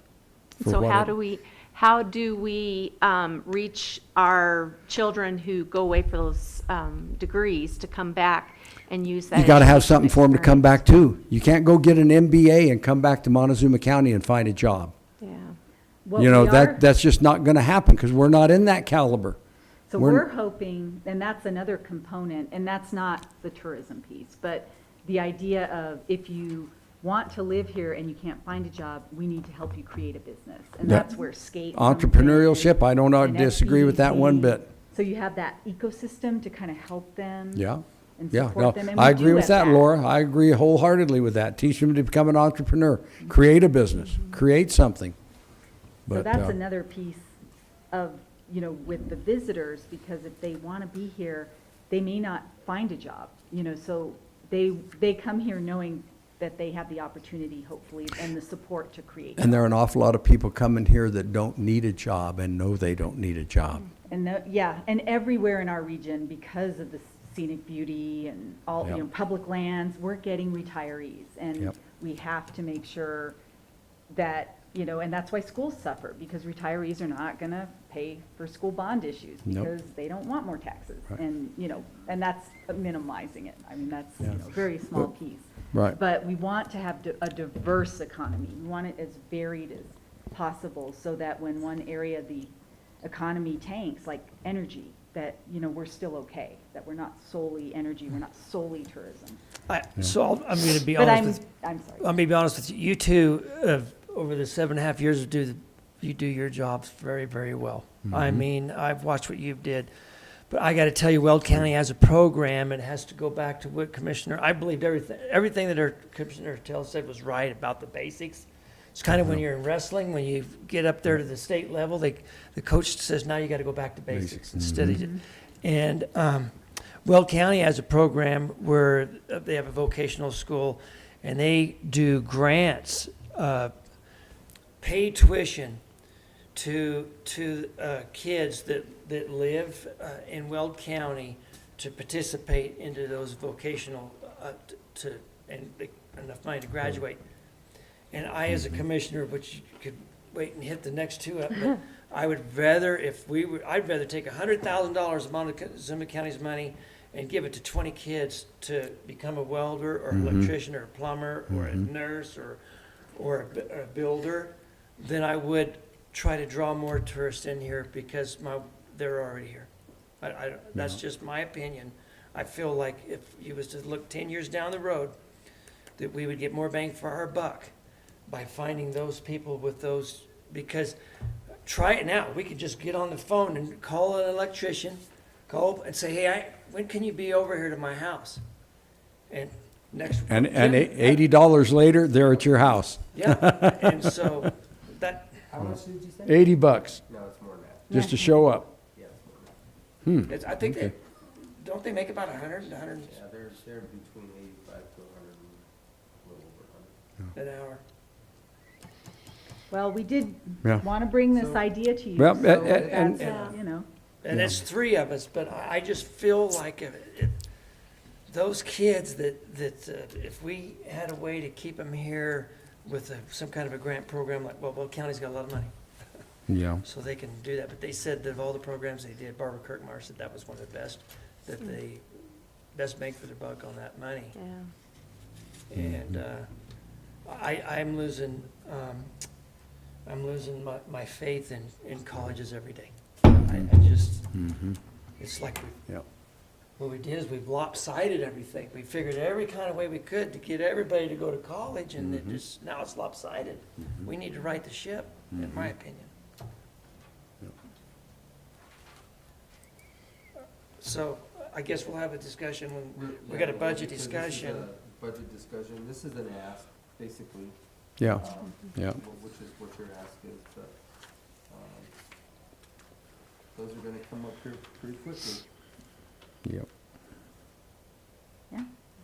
Thank you for your time. Thank A you. lot of your Thank- time. Thanks for Yeah, your, thanks for appreciate your, it. thanks for your presentation, your thoughtfulness, and your desire to make things better in Montezuma County. Yeah. Well- That's what we're all trying to do. Yeah. Yeah. Thank you. Thanks for your service, Well, too. and I think it's more than just a visitor. I really like the aspect of, which is what we want to, is our kids to stay here. Obviously, some will leave, and that's probably healthy, and to be gone for 4, 5, 6 years, but then to have a place to return, but to really have a place to return to be successful. And entrepreneurship is obviously one of those components, but,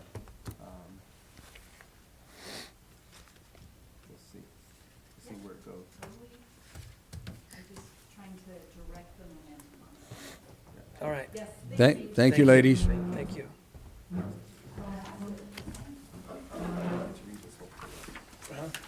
I haven't got to read it either. All right, now we're gonna go right into the budget, preliminary budget discussion and administrator's report. All right. Oh, Just gonna give you an answer. I talked to Jerry. yeah, Come to the mic. yeah.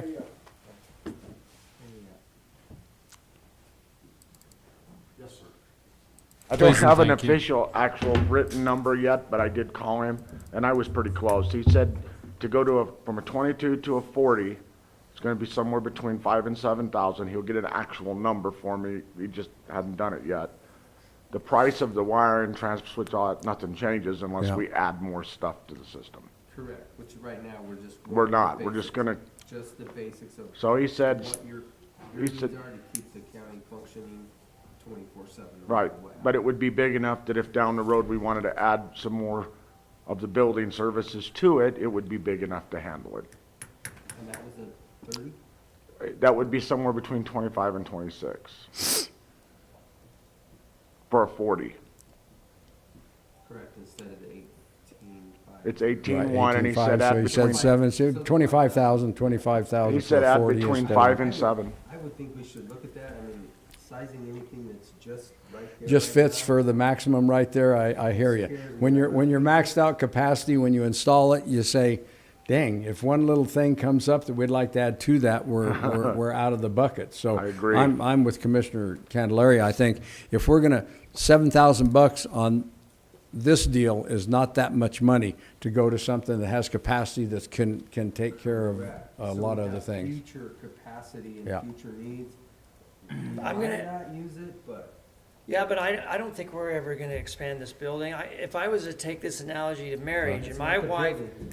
It's if- not the building, it's the circuits within the building. It's the circuits within the yeah, building, but so, you said that it's, I look at this conversation like marriage. So my wife has agreed to be with me, and if all of a sudden she sees this better looking guy, you know, and more capacity, then you see what I'm saying? Sometimes you gotta live within your means.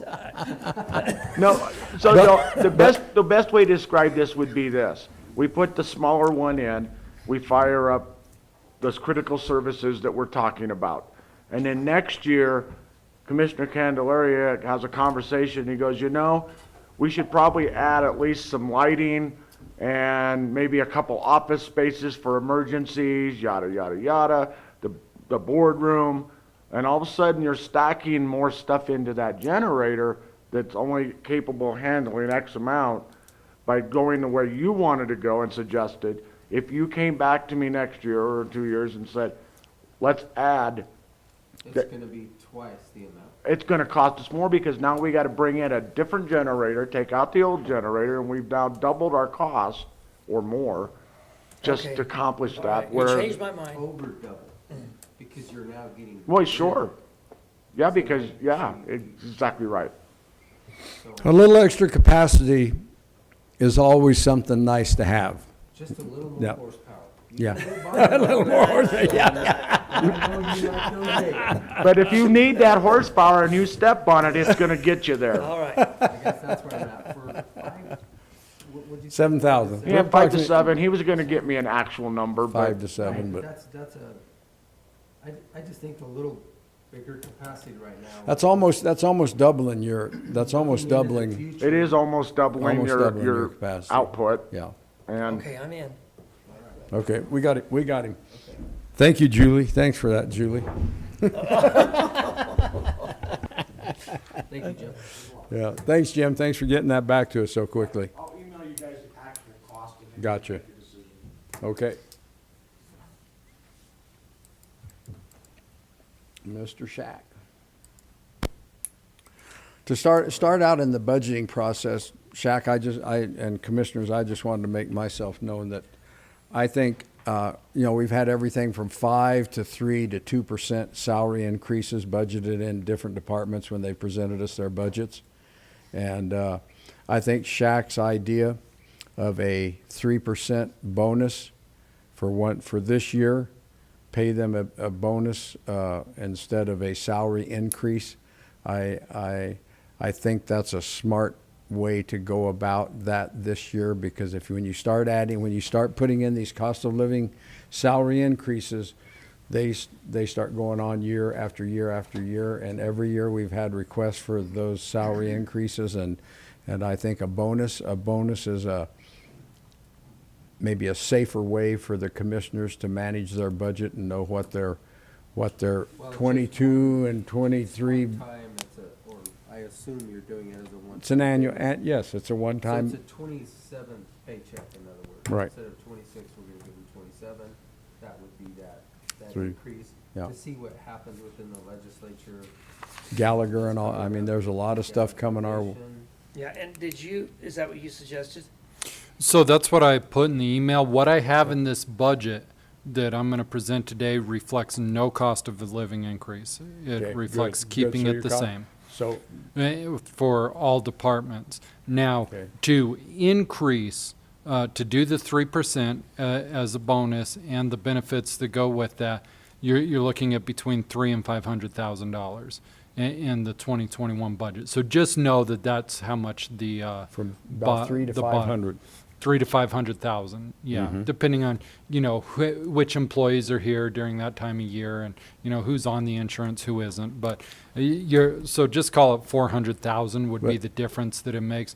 But not knowing which direction the Gallagher's going to go, and I mean, it is hard to, we do have the revenue to do the money in 2021, but without knowing what's going to happen with the Gallagher, we don't really know about 2022. Exactly. And so to give it as a cost of living, you kind of need to have a feel Well- for 22 and 23. Well, and all the elected officials are getting a guaranteed salary increase. The salaries in this county are gonna go well, up. not Jim, the newly elected officials. Well, but he already got his kick, but he's gonna get If he gets a elected, he'll 10% get one. or Yeah. 12% increase on that. Correct. So the way that statute figures is basically every 4 years, the elected officials adjust 12%. Exactly. So, So it comes out to 3% a year. Right. So I think it's fair to give our employees the 3%. I just also know we don't know what this Gallagher thing is going to do, so. yeah.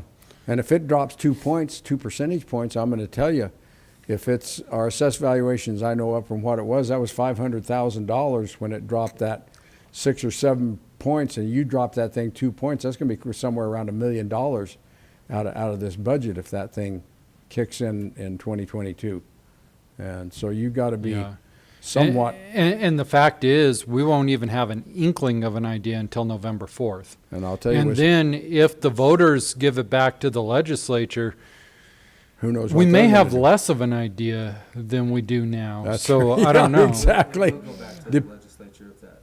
Correct. If they de-Gallagherize, it goes back to the legislature, but it's like, okay, so that repeals Gallagher, but we don't know what it's replaced with, right? It replaced with the legislature's decision on how much it should be, because they'll make the decisions on Which what the- which is unknown. which is very unknown. You're right. That's what they don't tell in the ads on I it know they together. don't.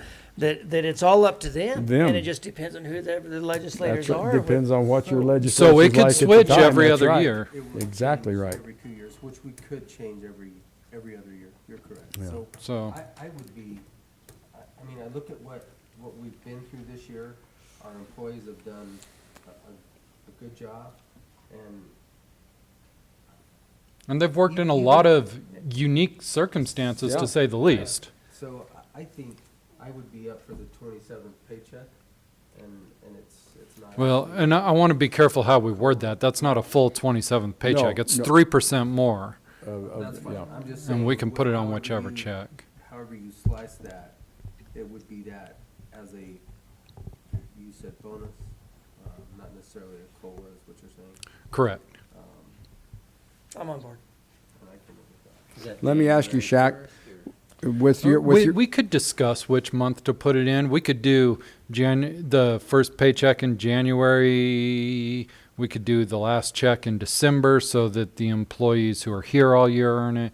We could do 1.5% in January and 1.5% in December. Phaedra will probably come in and kill me if I say that. yeah, right.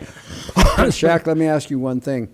Have you, with this 3%, are you thinking of making that a clean 3% to the employees, where the county picks up the Social Security taxes on that money, or are you gonna give it to them as a 3% bonus with them paying the taxes on it? Because I've had that go both ways, and sometimes that 3% with no, you said there were gonna be benefits come with that 3%, and I'm not sure what you were referring to with the benefits that Well, come so out of a that's bonus, figuring but- it just like any other paycheck where there's benefits and taxes coming out of it. Yeah. What is your recommendation? I- Percent, and you're saying then they would pay their share. I'm recommending that the county pick up their taxes and stuff, make that a straight 3% of their salary without them having to pay their social security. So and make it a true bonus. a true bonus, yeah. I think And that'll be. that wouldn't be that complicated to No, do. no, it won't be complicated at all. It's gonna cost the county more money to give them that 3%, but it's a one, through full 3%, it's a one-time deal, and they'll have more money in their pocket. It'll be a true 3%, That's a true 3%. yeah. Great. All right, well, then I'll go on and then just keep in your mind as we go through this that'll change the number about $500,000. Yeah.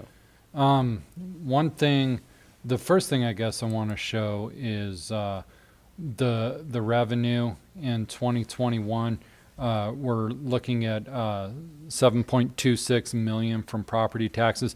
The reason it appears that 2020 is more is because this doesn't figure in the abatement yet. We don't know how much the abatement is, but just with the straight mill levy, the way it is, then we're looking at 7.26 million in property tax revenue. And the difference in the mill levy for general fund, if we were to change it, if we were to give back that $500,000, the difference would come out to $349,290.69. So that's a half for social services and a half for. That's just a half for the road department, Road which is department. all that So if the we did a commission half had mil for social discussed. services, you're looking at 600 and some odd thousand, right? Well, yeah, you'd be up almost to 700,000 Yeah. at that point. If you did a $500,000 back to both, or almost 350 a piece. Yeah. So that's with the property taxes. Now, on the Can I- general snapshot, go ahead. Well, just, they had the Farm Bureau did the debate for the two commissioner candidates, Yeah. Stevenson. First question, did you see it? Mm-mm. Was the roads. Oh. It was the main question. Well. And it was Mr. Porter, and he said, I have never in my life seen the county. I'm gonna get to the point, I wish we'd give the half back to the road department and then leave it the rest the way it is. Well, I'm gonna tell you, I think mill. the road department's flush. I think the road department's doing. The general fund's flush. Well, the 9 million Well, in reserve. I think what you're saying is if they're ending up with a 9 and they're at a 4, and Yeah. that's roughly, I mean, we obviously don't know Yeah. that for 100% sure. So they're almost equal to the general fund, which funds a lot more. I think Are they it's gonna end up 4%. with 9? I didn't get to. No, I no, didn't see we're, that. general funds, 4. yeah, he's gonna end up with 4. He thinks So he is Rob will gaining end up around 4. Even with what he has right now at the, where it was adjusted, when you guys adjust, and that's adjusted yearly, right? Yeah. That The mill can be adjusted, but mill once levy it's can, set, it's can set. be adjusted, and I. It can only be adjusted yearly. You Right. can't Yeah. adjust it Yeah, sometime right, during the right. middle Once of the it's year. it's set Yeah. until the next adjustment. Exactly, So until the it's next year, annually. annually, yeah, yeah. But I did watch part of that, and then I got flustered with it. I appreciated Dexter Gill's opening comment to both the new candidates. He says, we don't know what kind of commissioner you're gonna be. The ones we've got now, all they wanna do is pave roads. And I'm sorry, Dexter, you're not here today. I hope you're watching on YouTube, Dexter, but I didn't appreciate that at all. So I didn't see that. Yeah, your That was the question to 9/12 the meeting. candidates about if the commissioners are in place, all they want to do is pave roads, and ask them if they had a paved driveway. You ask the candidates if they had a paved driveway. And Dexter, I think we've done a whole lot more than that in our 8 years here in the county, and I did not appreciate that comment. So, just so you know. So. I didn't watch that. With out of the general fund, with the cuts that the department heads brought to us, the total expenditures are being cut from 14.3 million to 10.4 million. And then without the transfer that we'll have this year, the general fund total expenditures and transfers will go down from 20.3 million to 10.4 million as projected. So overall spending out of the general fund will be a little less than $10 million less next year. Well, you're trimming it up, bud. Yeah. So you're trimming it up. let me, That's good. If I'll tell you what, Shaq, that's some good pencil sharpening there, bud. let me get into Ending the balance of miscellaneous. Sorry, I switched up a little bit on you guys. Let me, whoops, too far. May have to zoom this one back out. So in our miscellaneous fund, which contains the agency contributions, first of all, the debacle with the libraries, and then in another fund, we've got the kennel. The city of Cortez invoiced us twice this year, and it was during the changeover in our finance office, and so we paid it twice. So I'm showing us, I just told them, keep the money, and we just won't give it to you in 2021. There you go. So good idea, Shaq. So that cuts the library out of 2,500. Firewise came back, and they remember they asked us for basically twice our contribution, so making that 15,000. So you're thinking of giving them the full amount that they're requesting? Well, I'm showing you the budget with the full amount that they're requesting. Oh. And then the acute treatment unit for Axis, they asked for the same amount, 10,000, and then we have the opportunity to get in with the detox facility and get on their board for the 5. So I'd like to see you cut Firewise back in half and take that money and put it into this Access detox facility. I'd like And to that- see you do it 5,000 across the board. Why did we give 115, 110, 13? It makes no sense. So the way that it works, yeah, but that's what I'm trying to say is You're saying pick a number and that's what it is. because I mean, my gosh, look how easy it is. You walk in that door and you're like, what do we say? 10,000, 20,000? And then you ask. There needs to be some kind of way to make it to where it's fair. I mean, to where it's. Well, and part of it, Commissioner Sukla, is what benefits are the people in the county getting from these asks? I look at it as what are they getting for these asks? And so that's one reason that Firewise or Fire Adaptive now, they provide a good service to people, but I'm not certain that every taxpayer in Montezuma County wants us to start giving money to help some guy figure out how to fire prevent his home. And which, a lot of guys who go up there and they know how to fire prevent their home and mitigate fire risks and stuff on their own without us giving money to them. But I know it does benefit certain, that's why I like to reduce them. But I think where Axis is asking for, I think we need a seat on that board. I think that's a good ask, and if that will get us a seat on that board and we have some influence on how they service us over here out of La Plata County, I think that's money well spent for our citizenry. So I think I have to weigh all these asks with what direct benefits come to the residents of Montezuma County from these asks, and some I think benefit more and some benefit less. I mean, I think there's a scale there that I have to be cognizant of what benefits the most. So. And for me, it goes back to what our discussion was with them. So, and I heard him ask all 3 of the commissioner candidates. So I don't think government has any business at all in economic development. That's not what I pay my taxes for. The way that government, and as far as the comment that Dexter Gill made, I think if the best thing that we could respond with is the way that the community thrives is when government gets the hell out of the way, when the red tape. And I can tell you, for the 8 years, we've did about as best we could with we haven't raised a single tax, and there was no red tape left to a minimum. So if the best commissioner, I think, is just get the heck out of the way and quit think you know everything about which, job, and let industry, they'll do They'll it find a way to themselves. do it. I mean, that's what Trump did. Yep. He cut all the regulations. And So what is the total ask? I For guess I which can add one? it up. Well, all of For all them the together, entities Shaq, that are- I guess. Well, and so also 15, included 30. in this budget is some other dues that we pay, like Region 9, Southwest TPR, those types of things. so I But- understand the dues, but I back to, so there's 28,000 voters. Mhm. And how many voters think we should have 15,000 and, instead of 7,500? How many think that we should give access 10, maybe, think we should give them 20? It's just weird that we are making these decisions for all of the voters. Yeah. Well, That some of them might say, I don't want a dime going to that. I don't even have a tree where I live. Yeah. Or, I don't know.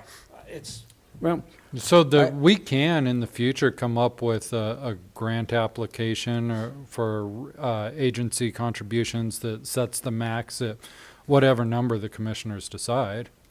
That's fairly easy Right, to do. you're saying- In fact, we can do it before the budgeting season is over this year. Yeah, we actually have time for that. Yeah, we So don't have to I'm pass looking a at these, budget you're till looking the at end of 15. December.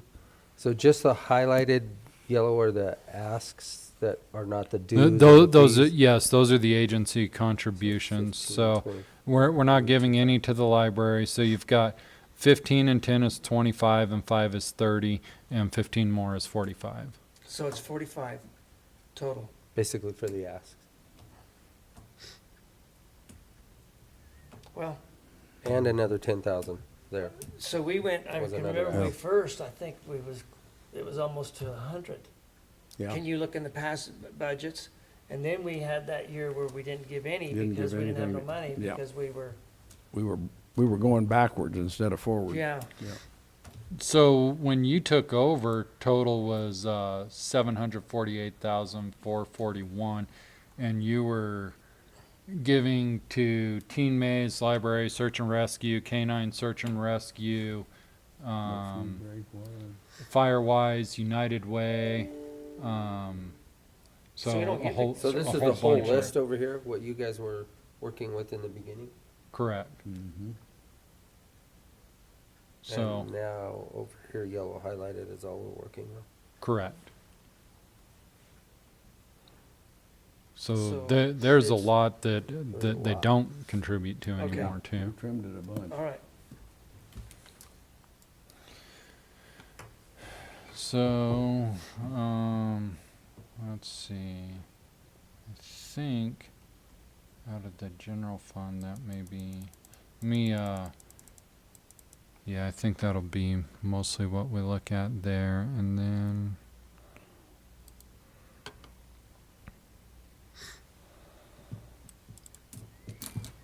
bring up the capital fund.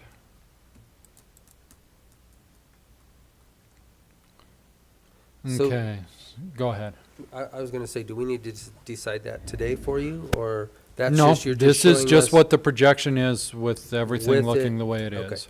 It's just a projection, it's a preliminary. I mean, you could vote on it today, but you don't have to vote till December 22nd. So we can look at We- those. I 'Cause just- Yeah, we understand don't what want you're to, we saying. don't want to vote today. No. Yeah, I just, No. I have to present a preliminary before October 15th, and I figured it'd be easier to do today than to come back Thursday, but if you want to. I like that, Shaq. Let's come back Thursday. So, Make Shaq work. let me shrink this down just a hair here. Sorry.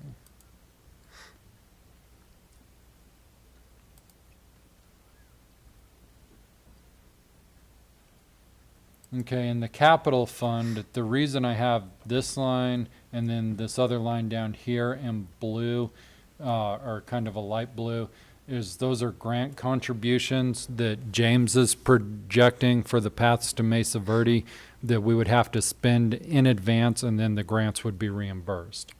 So Okay. that's his So that's projections. an in there. and an out number. That's a an debit in and out credit, number, yeah. so that's why I left that That works, highlighted in yeah. blue.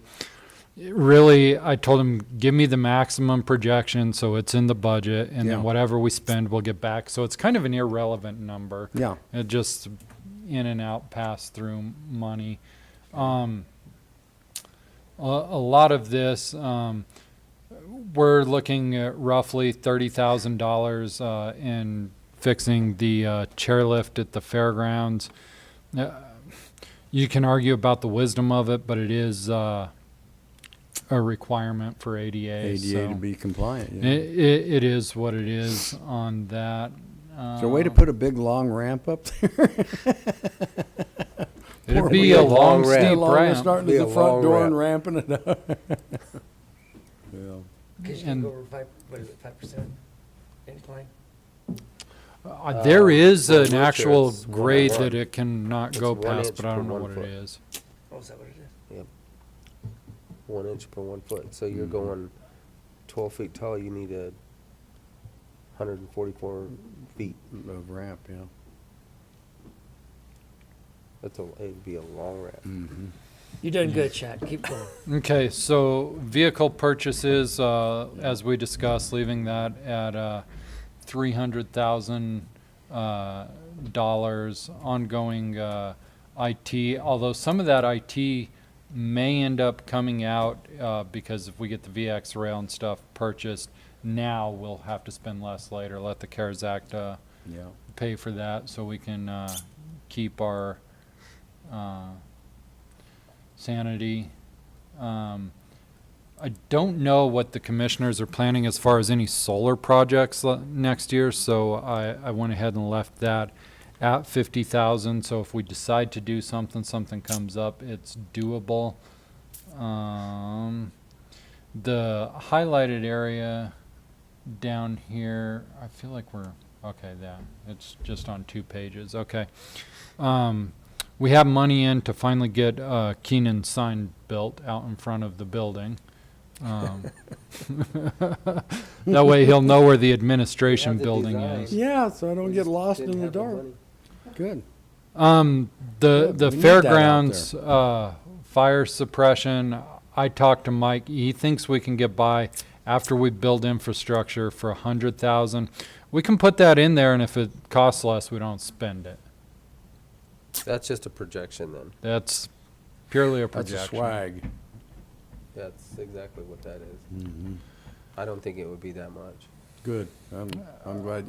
I hope you're professional wrong. opinion isn't that Well, much. I mean, you're, well, there again, it depends on where they have to move that water line from, if it's across the highway or if it's on this side, but I Yeah. think you're right. I do. They I do. did move to the south side, so that makes a Yeah, huge difference. I remember them coming under the road and going on the Because south to side. get underneath that road, it's probably 50 grand. Oh, just gosh, to yeah. get under the road.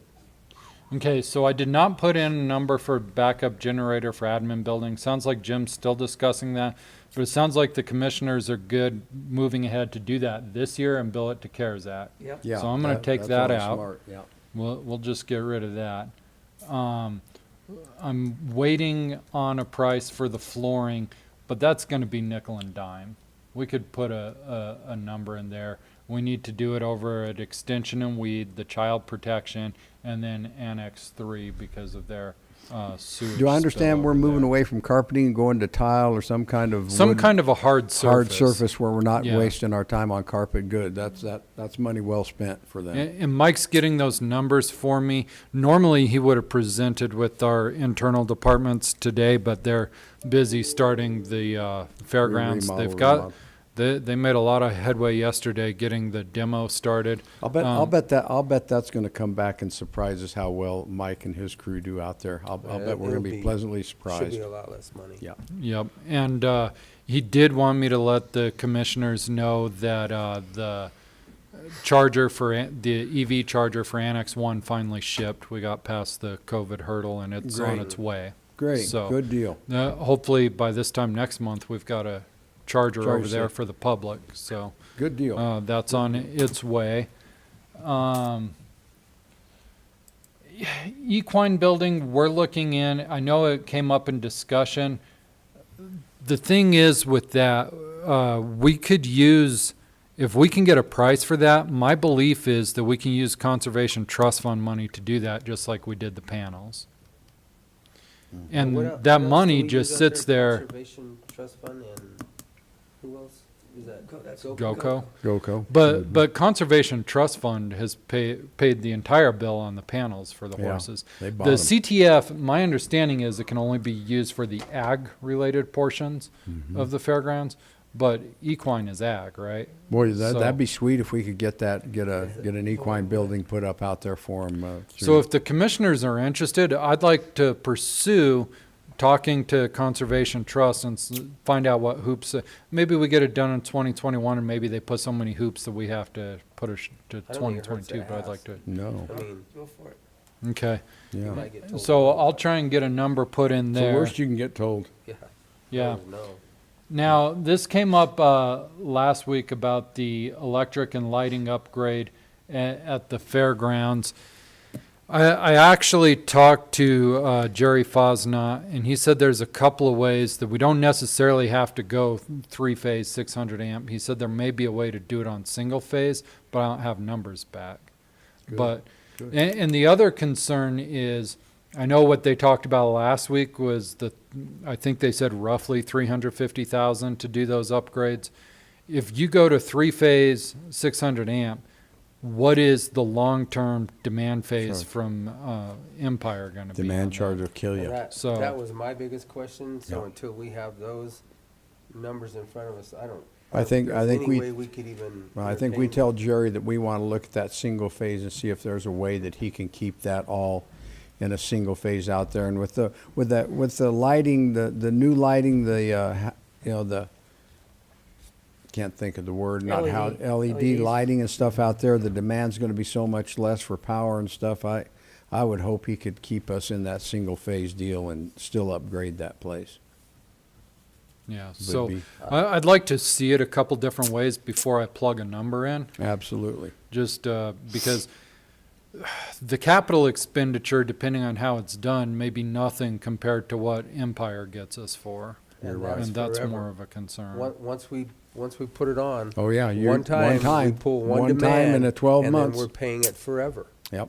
And that is a huge concern of mine. I don't, Absolutely, Jim. I don't- Absolutely. Well, we looked at that charging station. It was going to be $6,000, $7,000 a month A for month? that which electric. totally Yeah, throws it- charging station up there at Annex 1, and that puts it economically completely out of any consideration. You can't even consider it with that kind And of I deal. guess Hey, can we that's run it what off I'm that saying generator we're buying? is, where do we run? You may have to buy a little bigger generator. I'll run it off the generator. Okay, so I'm waiting to get numbers on those. We have a number for the fencing. I just didn't put that in because I knew I'd be doing this in public, and we only have the one bid that you three looked at last week. So I didn't think it'd be wise to display that bid Yeah, in public. that's good. So, Yeah. but you know what it is, and you can add that to there. Then the last item that came up last week, and we're looking at, at least $800,000, is a shredder, which typically in the past, when the capital fund has purchased something for the landfill, it has gone through as a loan. I talked to Mel after last week's meeting. He said he'd liked it. He said there's another round of RREO grants coming up, and that he'd like to apply for a grant on it and see if he can do that. Or maybe you can get a portion of it. Maybe not Right. get all of it, but a portion of. And I think, good on you, Mel. Find some grant. You can find some grant monies, but I'd like to see the county ready to stand behind him and say, "Hey, Mel, you got $250,000 in a grant. We're willing to loan you the $550 that you need to make that shredder deal possible And I out think there." as long as it comes out as a loan, because it's Sure an it is. enterprise Yeah. fund, then that makes sense. Yeah, that's what we did with the BOMAG. Sure. We've loaned the landfill on a number of different things, pieces of equipment that they didn't have the money to outright. And That they didn't have in their reserves. exactly. So we make them a loan, and they've been excellent at paying it back. Their credit history is perfect with us.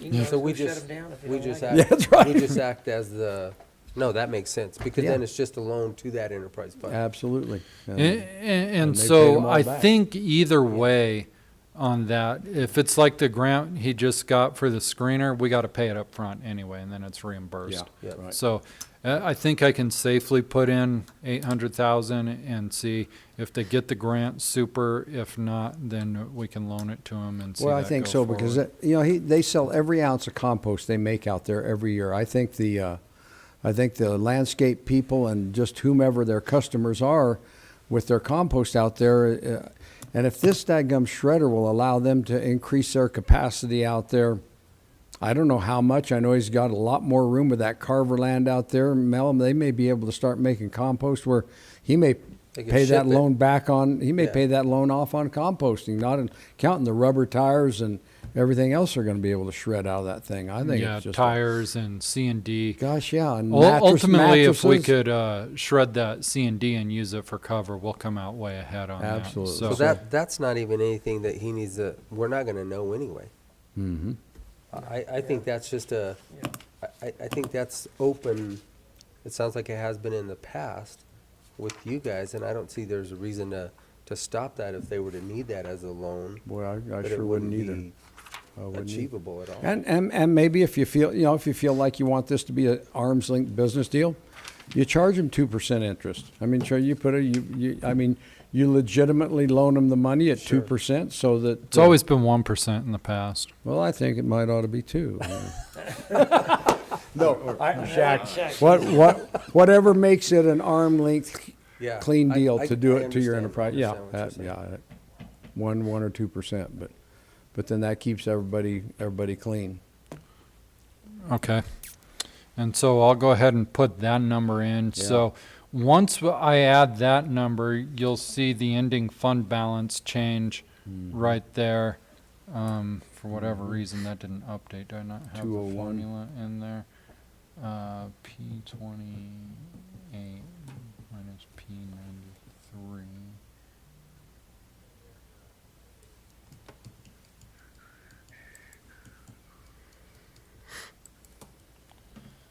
So at some point, we're going to be looking at having to, as we add these other numbers, we'll be looking at moving money from the general fund to capital again. Mhm. Is basically Yeah. what we'll have to do. And that's how it should be. And if we go back to the capital snapshot.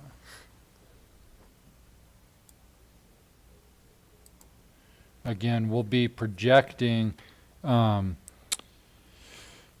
to end the way it is right now at 12.7 million in reserve and general fund. If we do the 3% bonus, that takes it down to 12.2. And so that, just so you know, if you start transferring those other funds, that's where it's going to end up coming out of. So, and we can discuss those numbers week by week as we go from here on out. Sure. And then,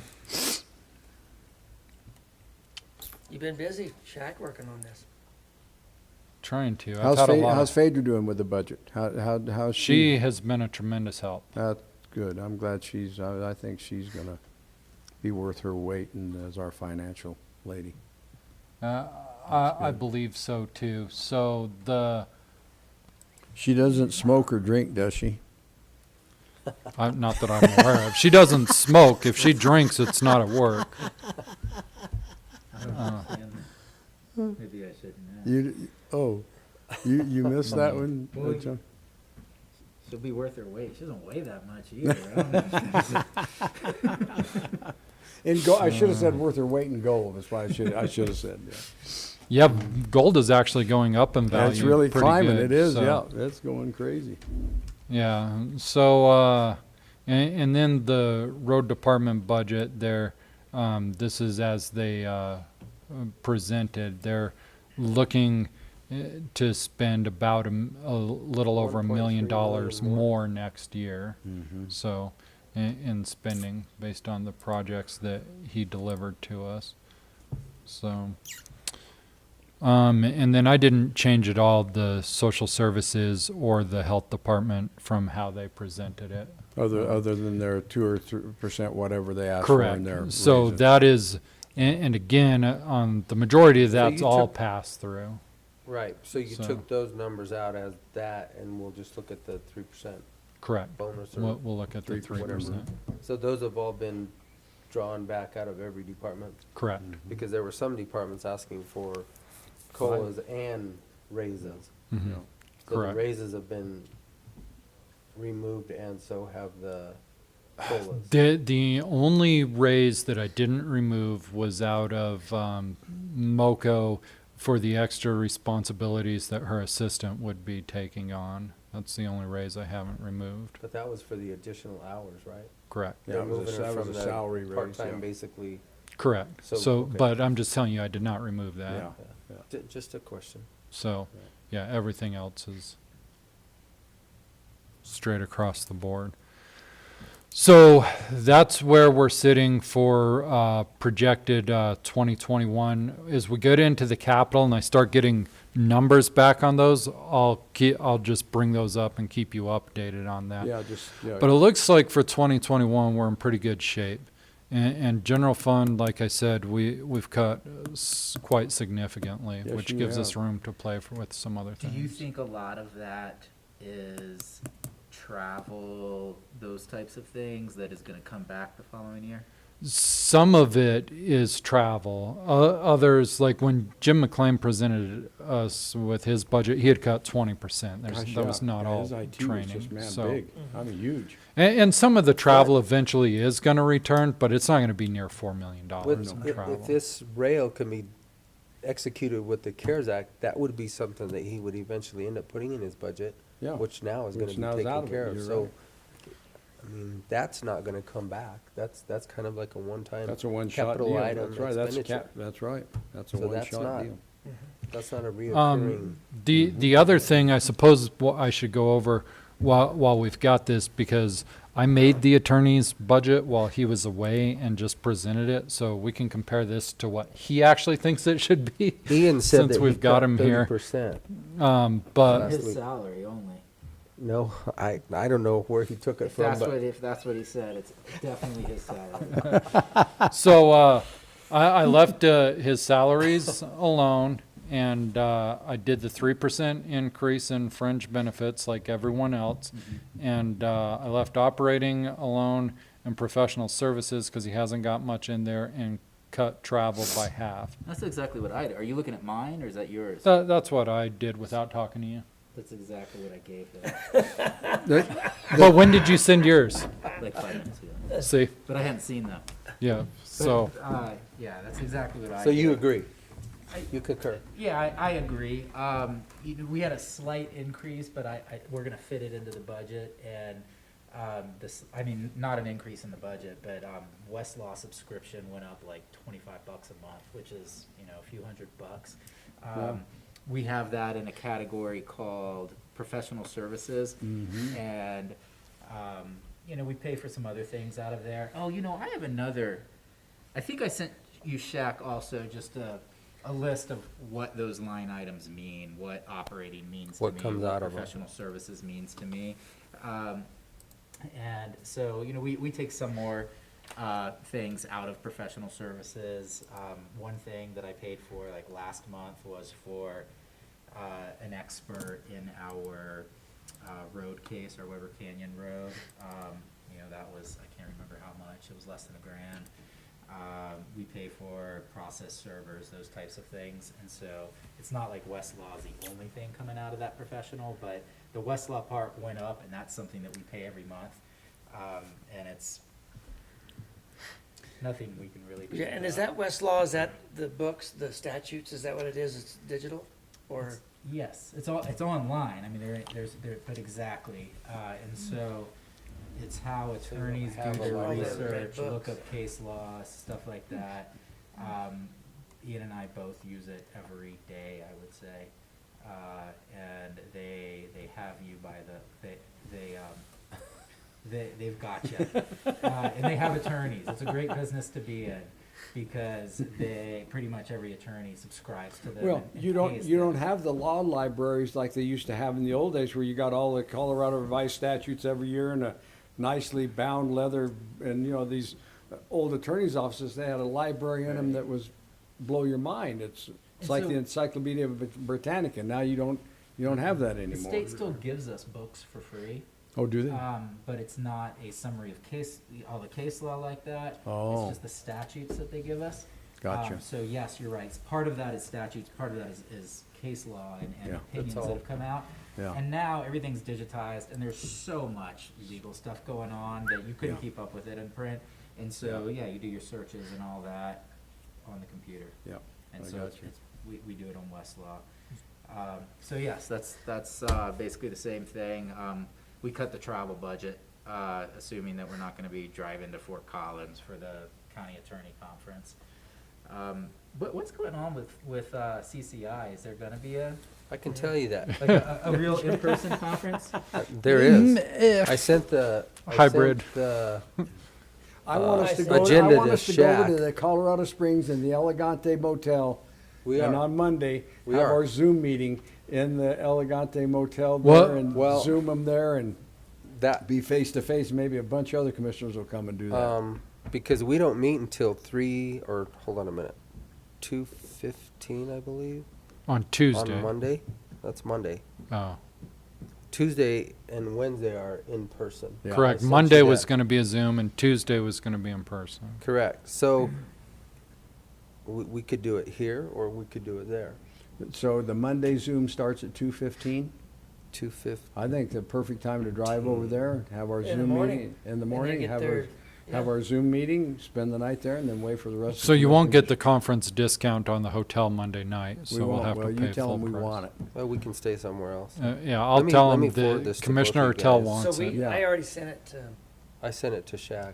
You're the only one that doesn't no, have I it. sent it to both of them yesterday, Oh. or day before yesterday. Yeah. I Yeah, got I've it from I've got multiple the schedule. sources. Larry Don sent me the agenda. Yeah. That's why I'd like to have us over there in the hotel having our Zoom meeting. Well, we I can wanna- decide. I We want can to poke decide them how right in we the wanna eye as do many that because times as it's I not can. till in the afternoon. And what about the new commissioners? Yeah, that's the exact. I don't know about that. With It with it didn't- being this way, I don't know that it's going to be, and I looked at what they're It given didn't as far say as they the- were doing anything for new commissioners. No, they're not. Like you had that new commissioner orientation. Right, they had the orientation and stuff, but It sounds like they're gonna do that in January, should be up with at the state. but it'll be at the Because you state, did it it'll twice, be. right? You did I it did there it- and in January, Mhm. like a continuation. But from what I saw of the programs that they're going to offer on Tuesday and Wednesday, there's nothing there They're that's going to. leaving cars off. Yeah, Cars cars- won't be there, so no. it's just gonna be commissioners, It's gonna be the re- administrators. It's gonna be very It's going to be the condensed. Republican administrators and Republican commissioners is who it's going to be. All the Democrats are going to stay home. So I don't And that's okay. know. It doesn't look like there would be a lot for them. I don't think there I would be think it's either. gonna I be mean, in January. I think you're gonna see that towards the end of Yeah. January Yeah. for their training. Yep, I agree. The next thing I have for the commissioners is the Attorney General's office is giving CCI and CMA or CML pushback on the regions that we'd like to see. For economy of scale, he wants the larger regions. He wants the So- whole West Slope in one region, doesn't he? Pretty much, at least up to Mesa County. So I would like to send his Director of Opioid Response, Miss Williams, this letter. Dear Miss Williams, thank you for taking the time to hear concerns from community partners in Southwest Colorado. We understand that the Attorney General's office is proposing that the Southwest region be comprised of Montezuma, La Plata, Archuleta, Dolores, San Juan, San Miguel, Ouray, Hinsdale, Montrose, Delta, and Gunnison. We respectfully ask that the Attorney General's office would allow the 5 counties of Montezuma, I need to add Dolores there, Dolores, La Plata, Archuleta, and San Juan to comprise, I should change that from compromise our region. We ask this because the geography of it's a good thing to do another proofreading out loud. Amen.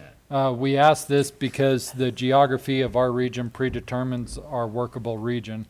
This is the region already established by the Office of Behavioral Health and because working relationships are already established within this area.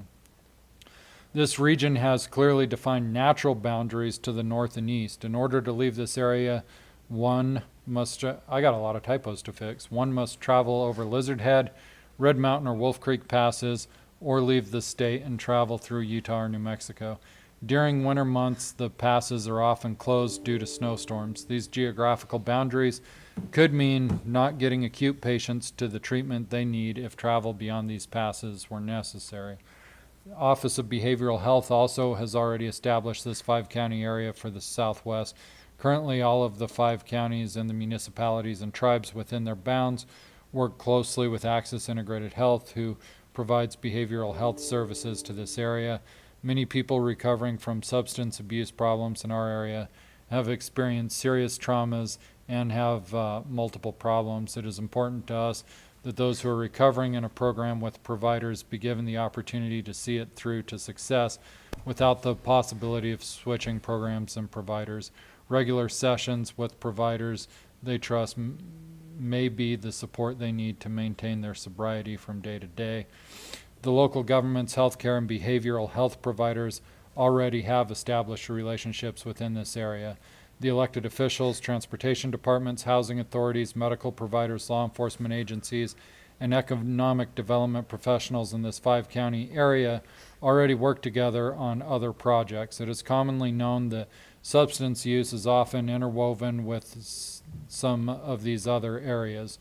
To us, it makes sense to be able to have a whole solution approach, one where the addressing of the substance use are also working together to solve economic development, housing, and other issues together. Thank you for taking the time to hear our concerns with the natural boundaries created by the surrounding mountains, established partners working together, and the whole picture.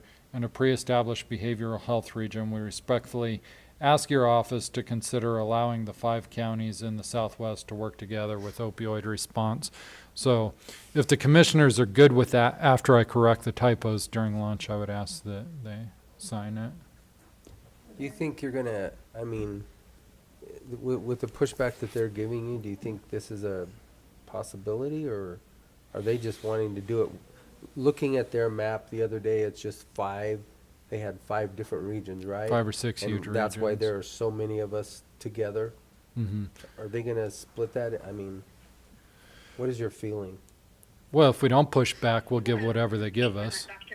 I think one thing, I think that's a great point and letter. Yeah. But one thing you might want to add, I don't know, is to try to make us sound more unique, is to say that what you're proposing contains the only 2 Native American reservations. We have our own unique challenges, just to distinguish us more. I don't know if that'll make a difference or not. I think but you could enhance it in that regard, because. Sure. it's not just geographical, it's also the people we have. Right.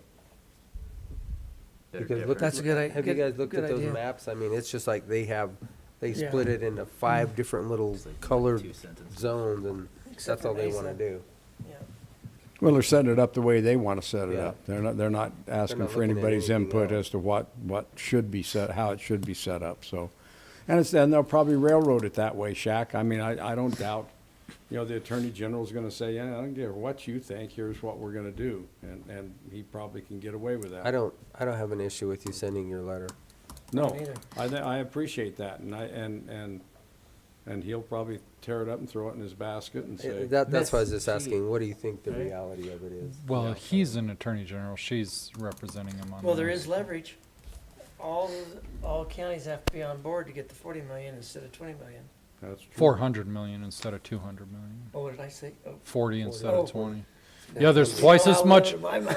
Well, and so the public understands, I don't know who's still listening on YouTube, but the deal is, if the entire state comes together and agrees, we get twice as much money, because that means that all the counties and municipalities agree not to go after the pharmaceutical companies for on their sure. own. So they'll settle for twice as much if we're all in agreement. So Which is 400 basically, right? And then- Yeah, we're holding $200 million over their heads. yeah. Yeah, that, Well, that was the last resort. I think that $200 million is, A lot of we money. can live with a lot of different it's a lot of things. money. So anyways, I'm not saying we would wreck the whole state over that, but I think we ought to at least give a shot. 2 weeks ago, Did we have a motion for that letter? Did we, we need a Well, I motion for think they that? were gonna add the, He was gonna add I'll the modify it tribes. during lunch and we'll get it. You want us to out. go ahead and pass it and then? Go ahead and pass it. Yeah, and then you modify it, so. I would move that, Board of Montezuma County Commissioners send a letter to the Department of Law, Attorney General Phil Weiser, attention Heidi William, and our request for change of the Southwest Colorado opioid regions. Second. motion second to approve the Attorney General a letter to the Attorney General Phil Weiser, attention Heidi Williams, on concerns with the Southwest Colorado opioid regions. All those in favor? Aye. Aye. Okay. The next letter I have, a couple of weeks ago, the gentlemen from the Cortez Flying Service were here and spoke to the board about their concerns with the RFP that went out for flying services. And so you had talked about sending a letter of support to City Council on behalf of Cortez Flying Service. This says, Dear Council, Cortez Flying Service has taken care of the needs of local aviators for many years. Their services, I need to... I sent you that yesterday. I know. Their services include fuel hangar service, and all mechanical airframe annuals. Their service has a reputation for being timely and professional.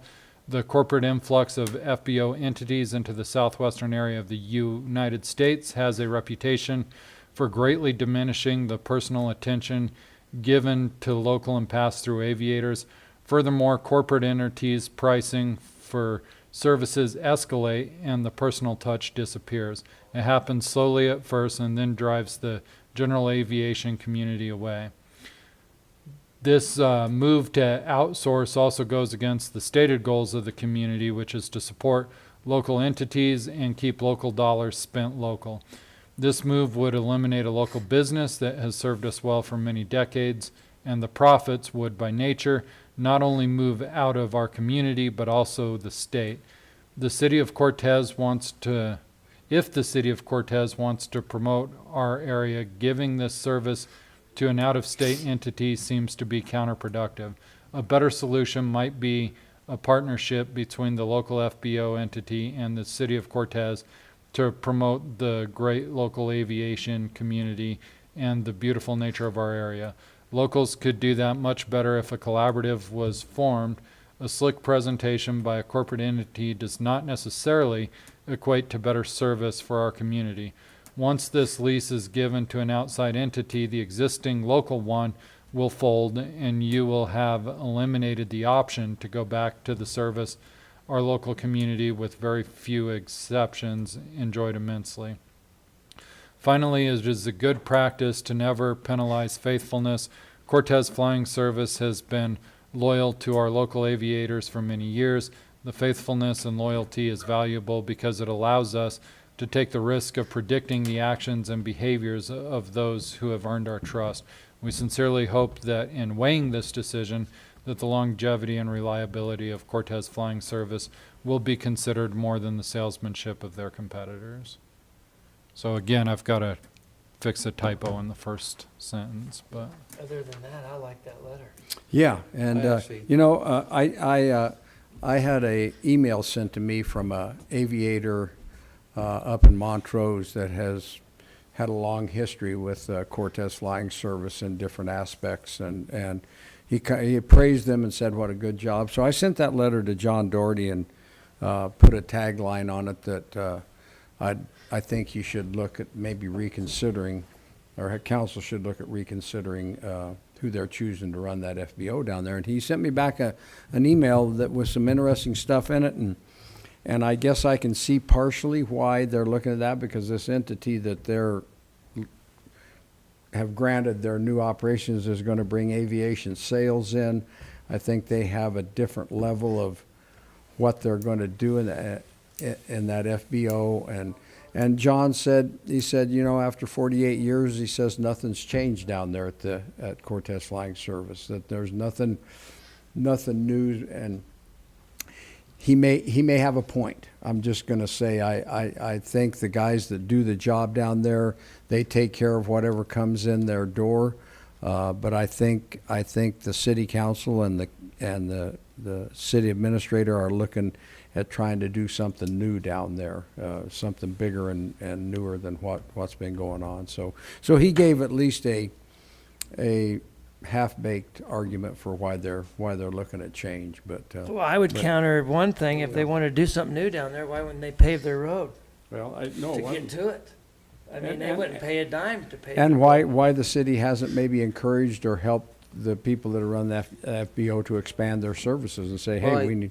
I actually had a conversation with one of them yesterday, and, you know, again, he said they didn't have a lot of bells and whistles in their presentation. They met all of the minimum criteria, and they were over the criteria, but it sounded like because of the marketing, and I think that was the term he used here, you know, their website, to Cortez, that's where he said that was their weakness.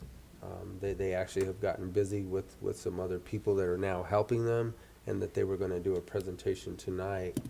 Are they good? At the council, Good. which I won't be able to be there tonight. Yeah. But in consideration of not just absolutely going with this other company, as he said, that, you know, the committee that did the interviews was going to recommend it, but it actually has to be a vote of the council. So Right. hopefully with their new Refreshed presentation. their presentation, you know, he said they've got their website up and going. They've got LinkedIn going. They've done their Facebook site now. So I think if they, I don't know, maybe if they realized or knew that they needed to do something better or different. Yeah.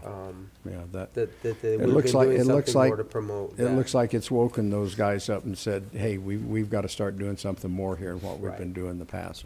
So- Good, and maybe this letter will help them, because I'd like nothing more than to see them stay there and start, you know, getting some of the things that the city would like to see them do down there, and give them the chance to do it. Well, they the give them at chance least to- a chance, because once, I think this letter states is that once this closes, and They're say gone. that business is gone They're in gone. a year or 2 years, Yeah. this is not coming back. Yeah, you're right. Well, why does everybody always blame everybody else? What the hell has the city actually done Well- down there? Because Alamosa County has gotten $22 million for their airport in the last 10 years, and the city has had a manager that was on his way out and didn't apply for those funds. So sometimes you need to look in the mirror and realize, like, if you wanted to start selling airplanes down there, then why don't you go tell the Cortez Flying I agree Service? 100%, Commissioner Sukla, and that's their enterprise zone, just like we're talking about our landfill. We do things here in the county to make that landfill more successful, more profitable, and to be more current. The city of Cortez needs to look at that airport with the same idea. It's an enterprise fund, and they need to see how they can help make that place more successful. And I agree with you 100%. I agree with you 100%. The city council needs to look at that asset down there and say, you know, we need to help this enterprise. We need to do things to help them, to help that get better. Yeah. They got the money to do it. Well, 95% is what the federal government will give you. Oh, yeah, For I know, yeah. I don't airport think this is improvements. funded, this is not funded. No, this isn't, but I mean, This is an specific, 'cause overall it's a- picture is it what would be they're like an saying, enterprise fund. is they Right. want something different, because they've had these guys for 48 years, right? Mm-hmm. Well, they've missed out on $20 million worth of funding, and that's a pretty big difference. Yeah, and I think a lot of those federal dollars for your airport can go to a lot of different things. I mean, I know they like runways, they like taxiways, but I think those FAA dollars can go to a lot of different things to keep your airport. I think it's anything on the airport, Increasing, right? Well, yeah. I mean, it's probably not structures, but Yeah. aviation-wise. So I would move that the city, the Montezuma County Commissioner, Board of County Commissioners, send a letter to the Cortez City Council in support of Cortez Flying Service. Second. Motion and second to send a letter of support for the Cortez Flying Service from the Montezuma County Board of Commissioners. All those in favor? Aye. Aye. Aye. We're going to have to wait for a refresh copy, that spelling. Yeah, on the service. I got 2 things to clean up during lunch. Okay. And then one more letter to DOLA to help the Historical Society get another $20,000 towards their project, to Patrick Rondinelli, in partnership with the Historical Society, is requesting the supplemental grant of $20,000 to be added to the $100,000 Tier 1 grant project, EIA 9139, already awarded. The supplemental request would be matched by a committed $20,000 grant from the Colorado Housing Finance Authority. And in this letter, we're requesting the 2-month extension from the grant expiration of November 30th. That's mostly because of the delays due to the COVID. In reaction to multiple negative economic impacts to Montezuma County, primarily the COVID-19 pandemic, all departments of county government have significantly reduced expenditures and in some cases curtailed needed county projects until financially feasible. The county cannot, in this fiscal year ending December 31st, put more funds into the museum project than we have been doing by paying all the utilities and maintenance costs for the past 18 months, and then the narrative on the Hey, Shaq, renovation. Yes, could sir. we get some of the COVID monies or CARES monies to the museum, to their delayed in construction, they had problems with contractors being able to bid the job, and is there any way we could maybe funnel some of that money to them? I don't know, but I'll look into it. Okay. I think that might be a stretch. I mean, Well, it might be, but it may not be. COVID didn't. Well, I think it got their remodel project way behind time. I think it affected their getting their remodel going. It may not have done much with the numbers, but it certainly got them screwed up and getting it going. So I just want to see them find a way to get that completed without us putting money into it. I mean, we've given them all we can give them. And, Giving them a lot. I know we have. Building, I mean, we've given them a lot. And they don't have a lot. And I mean, you got to understand they don't have a lot either, but take a peek at that and see if that, Yeah, I'll take a peek at that. all right. In the meantime, anyway- let's ask for another 20,000 for them. So This is just a letter to. Yeah. This Oh, is yeah. just a letter for them to get more money You wanna from do DOLA. that, Commissioner? I'd like you to make that motion. I can do it off here. So, I would move that we also send a letter to DOLA Regional Manager of the Southwest Region, Patrick Rondinelli, in request for the $20,000 additional grant to help the Historical Society. Second. Motion and a second to send a letter on behalf of the Board of County Commissioners in support of the Montezuma County Historic Society in a supplemental grant of $20,000 for the Montezuma Heritage Museum. All those in favor? Aye. Aye. Aye. Mm-hmm. And other than cleaning up my typos, that concludes my report. All right. We'll break for lunch then. Is that okay, gentlemen? Yep. Sounds like a winner. He's got to clean that up. What was wrong with this one?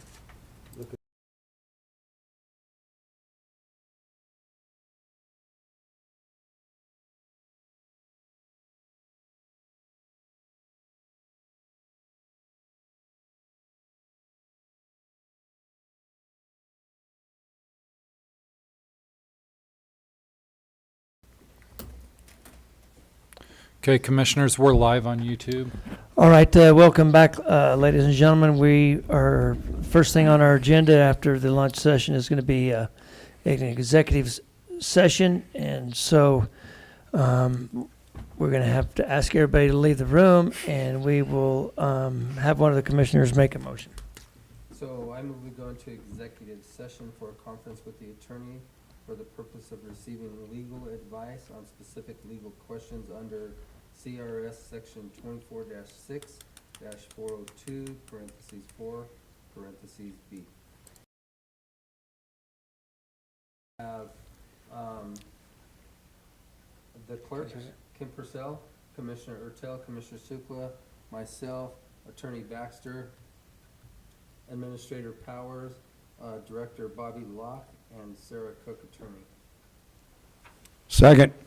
Motion and a second to go into executive session for the purpose of a conference with attorney for the purpose of receiving legal advice on special legal questions under CRS Section 24-6-402 4B.